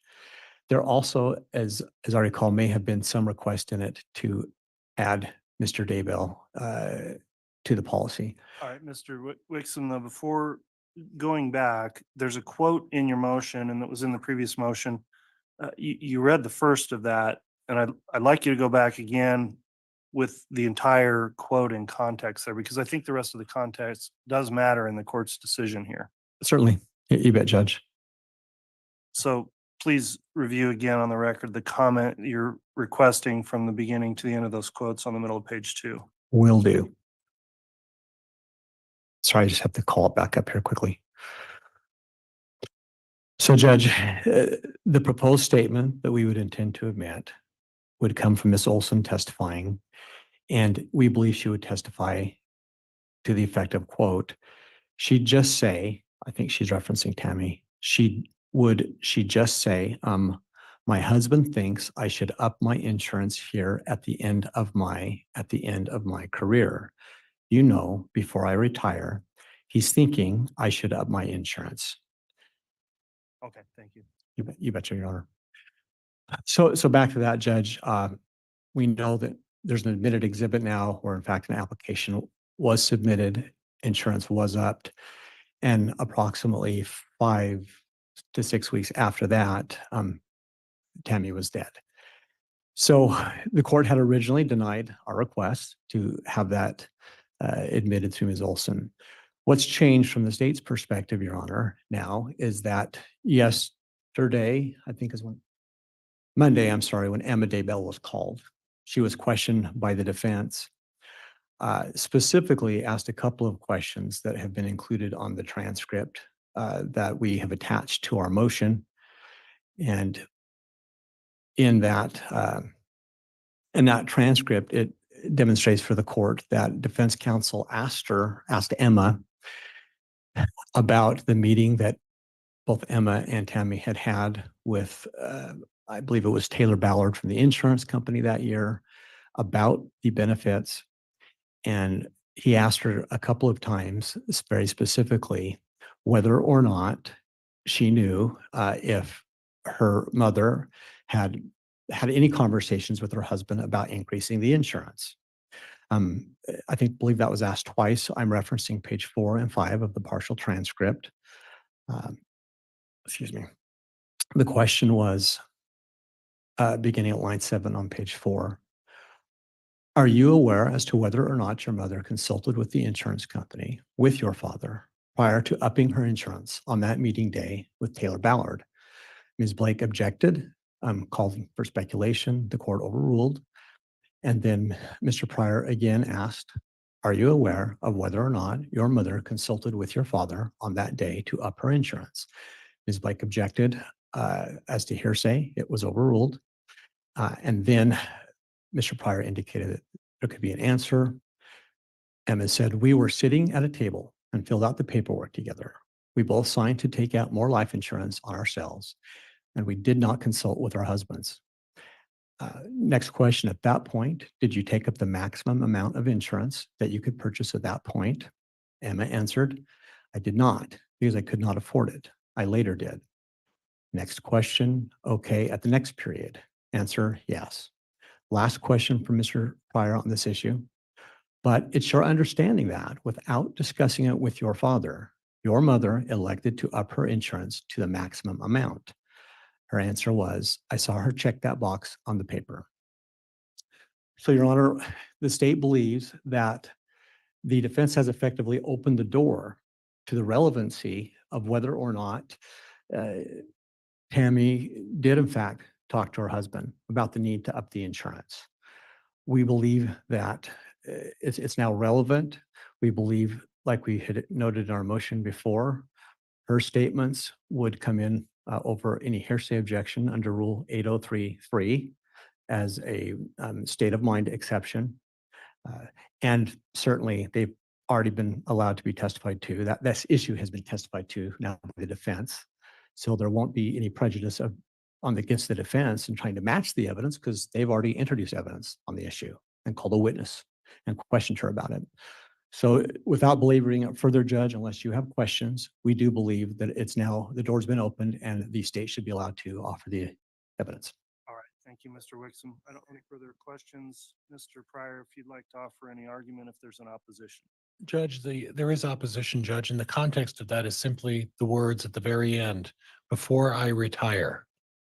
And if we're going to engage in this situation where we're going to be able to recall witnesses so that they can start muddying the waters and creating a confusion that at some point, Chad Daybell talked to Tammy about upping her insurance before she retires.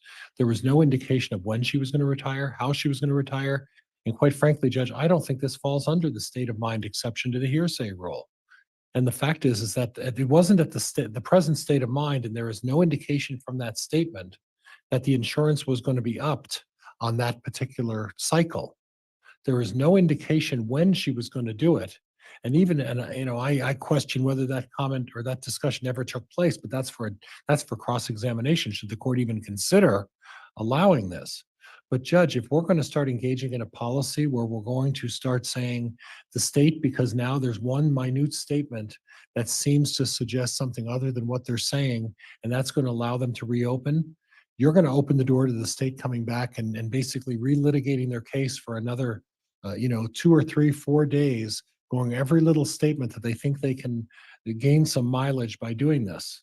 And it is not a definitive statement. And I think the court properly noted that when it said, listen, read the entire statement in its context.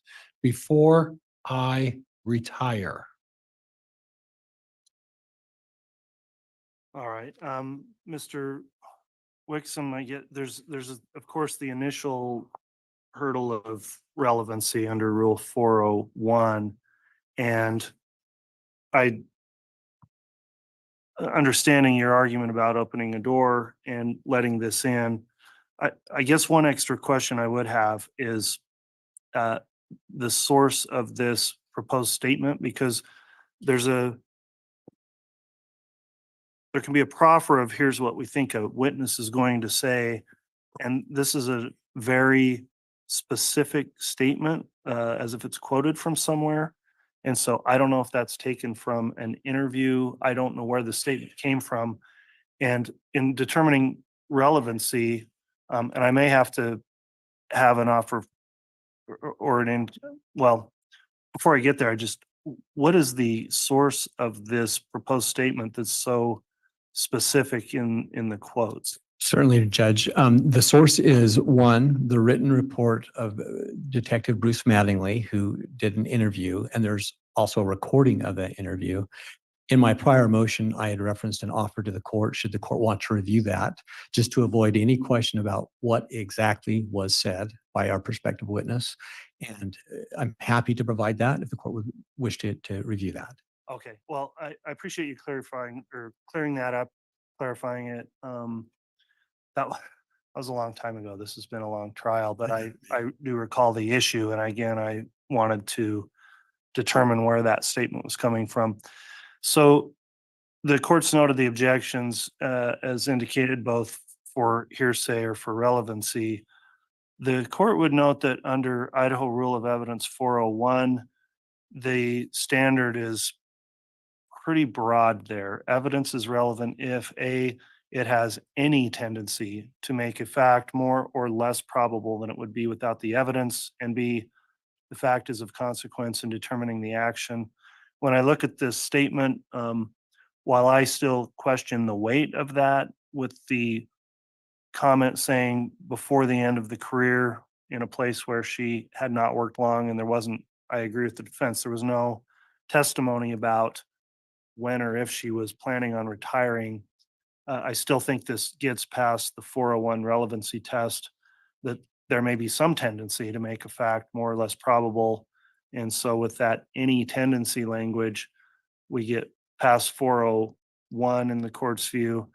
The court also, looking at the balancing under 403, would determine that there would be some relevancy here if the state believes this is worth bringing the witness in on that statement. Of course, the statement can be cross-examined and the jury would have to determine what weight to give it.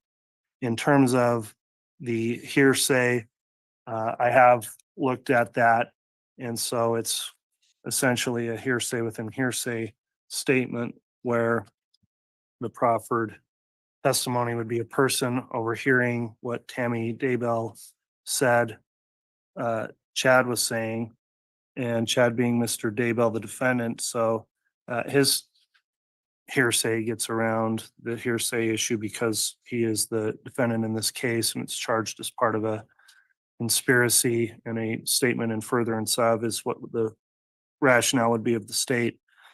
So then the question is there another exception for Tammy's proposed statement of what she told Janice Olson? And looking at Rule of Evidence 803, whether or not that is a then existing state of mind, I do think it fits within that 803.3. And in addition, there's the catch-all under 803.24 of the Idaho Rules of Evidence that a statement not specifically covered by those others if it has equivalent circumstantial guarantees of trustworthiness, is offered as evidence of a material fact, and is more probative on the point for which it is offered than any other evidence the proponent can obtain through reasonable efforts, and for admitting will best serve the purposes of these rules and interests of justice. The notice provision of 24 has been complied with here. And so with those two bases under 803, the court is going to allow the statement if the witness is called by the state in its case in rebuttal.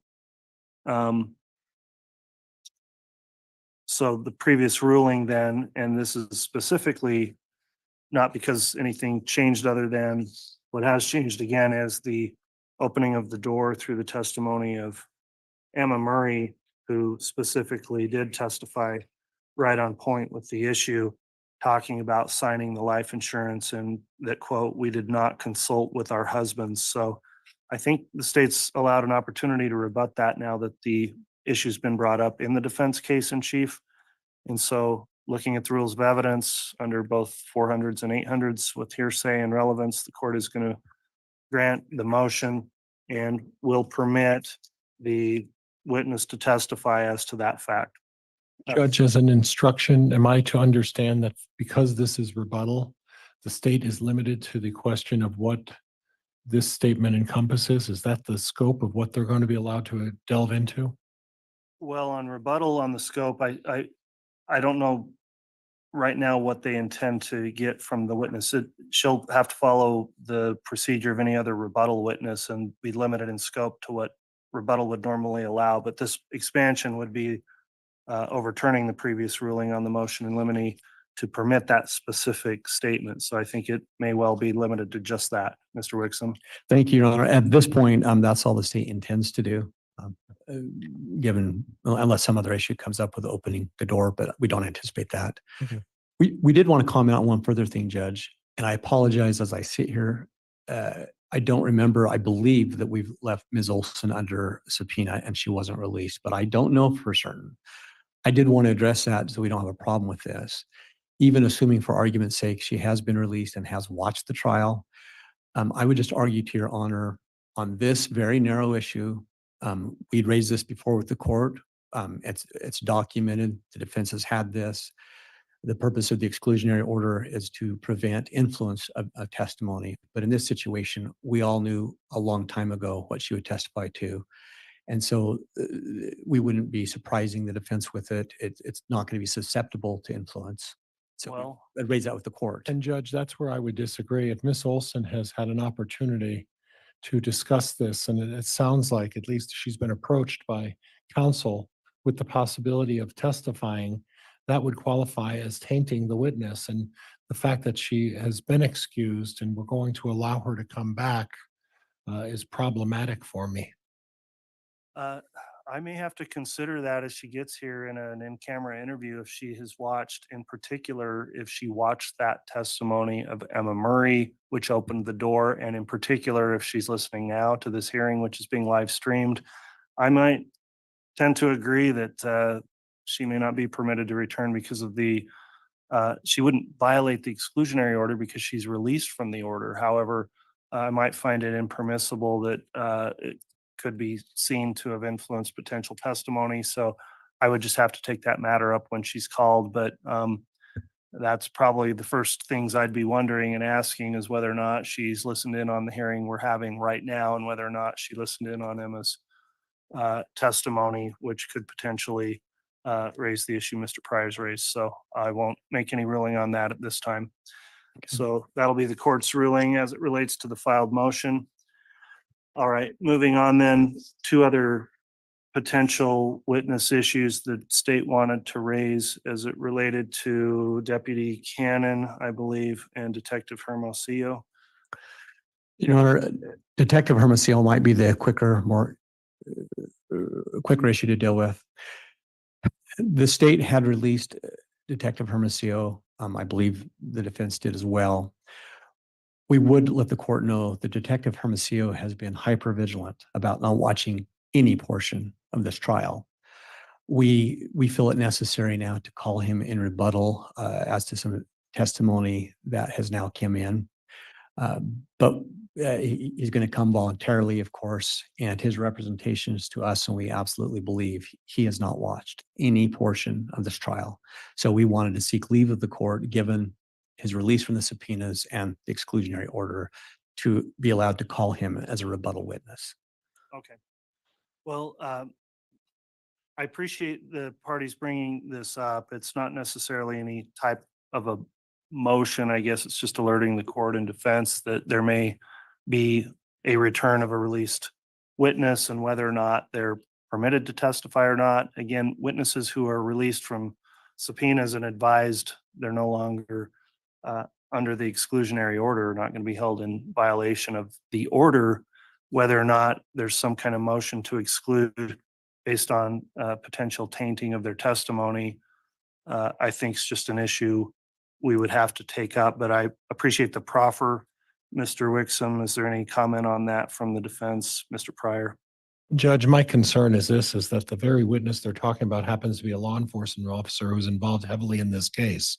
And despite counsel's assurances that there's been no discussion, I'm extremely skeptical of the fact that Officer Hermosillo did not discuss the case in any regard with any of the law enforcement officers that he works with. In addition, this officer has been excluded and excused for a reason. The contemplation is at the time when we do this, Judge, is that both parties are not going to be permitted to call the witness back and rehash through the testimony of this witness. Now what we're having now is putting me in the position where I have a case that I've put in chief. I'm prepared to rest. The state had every opportunity with Officer Hermosillo to come forward and testify.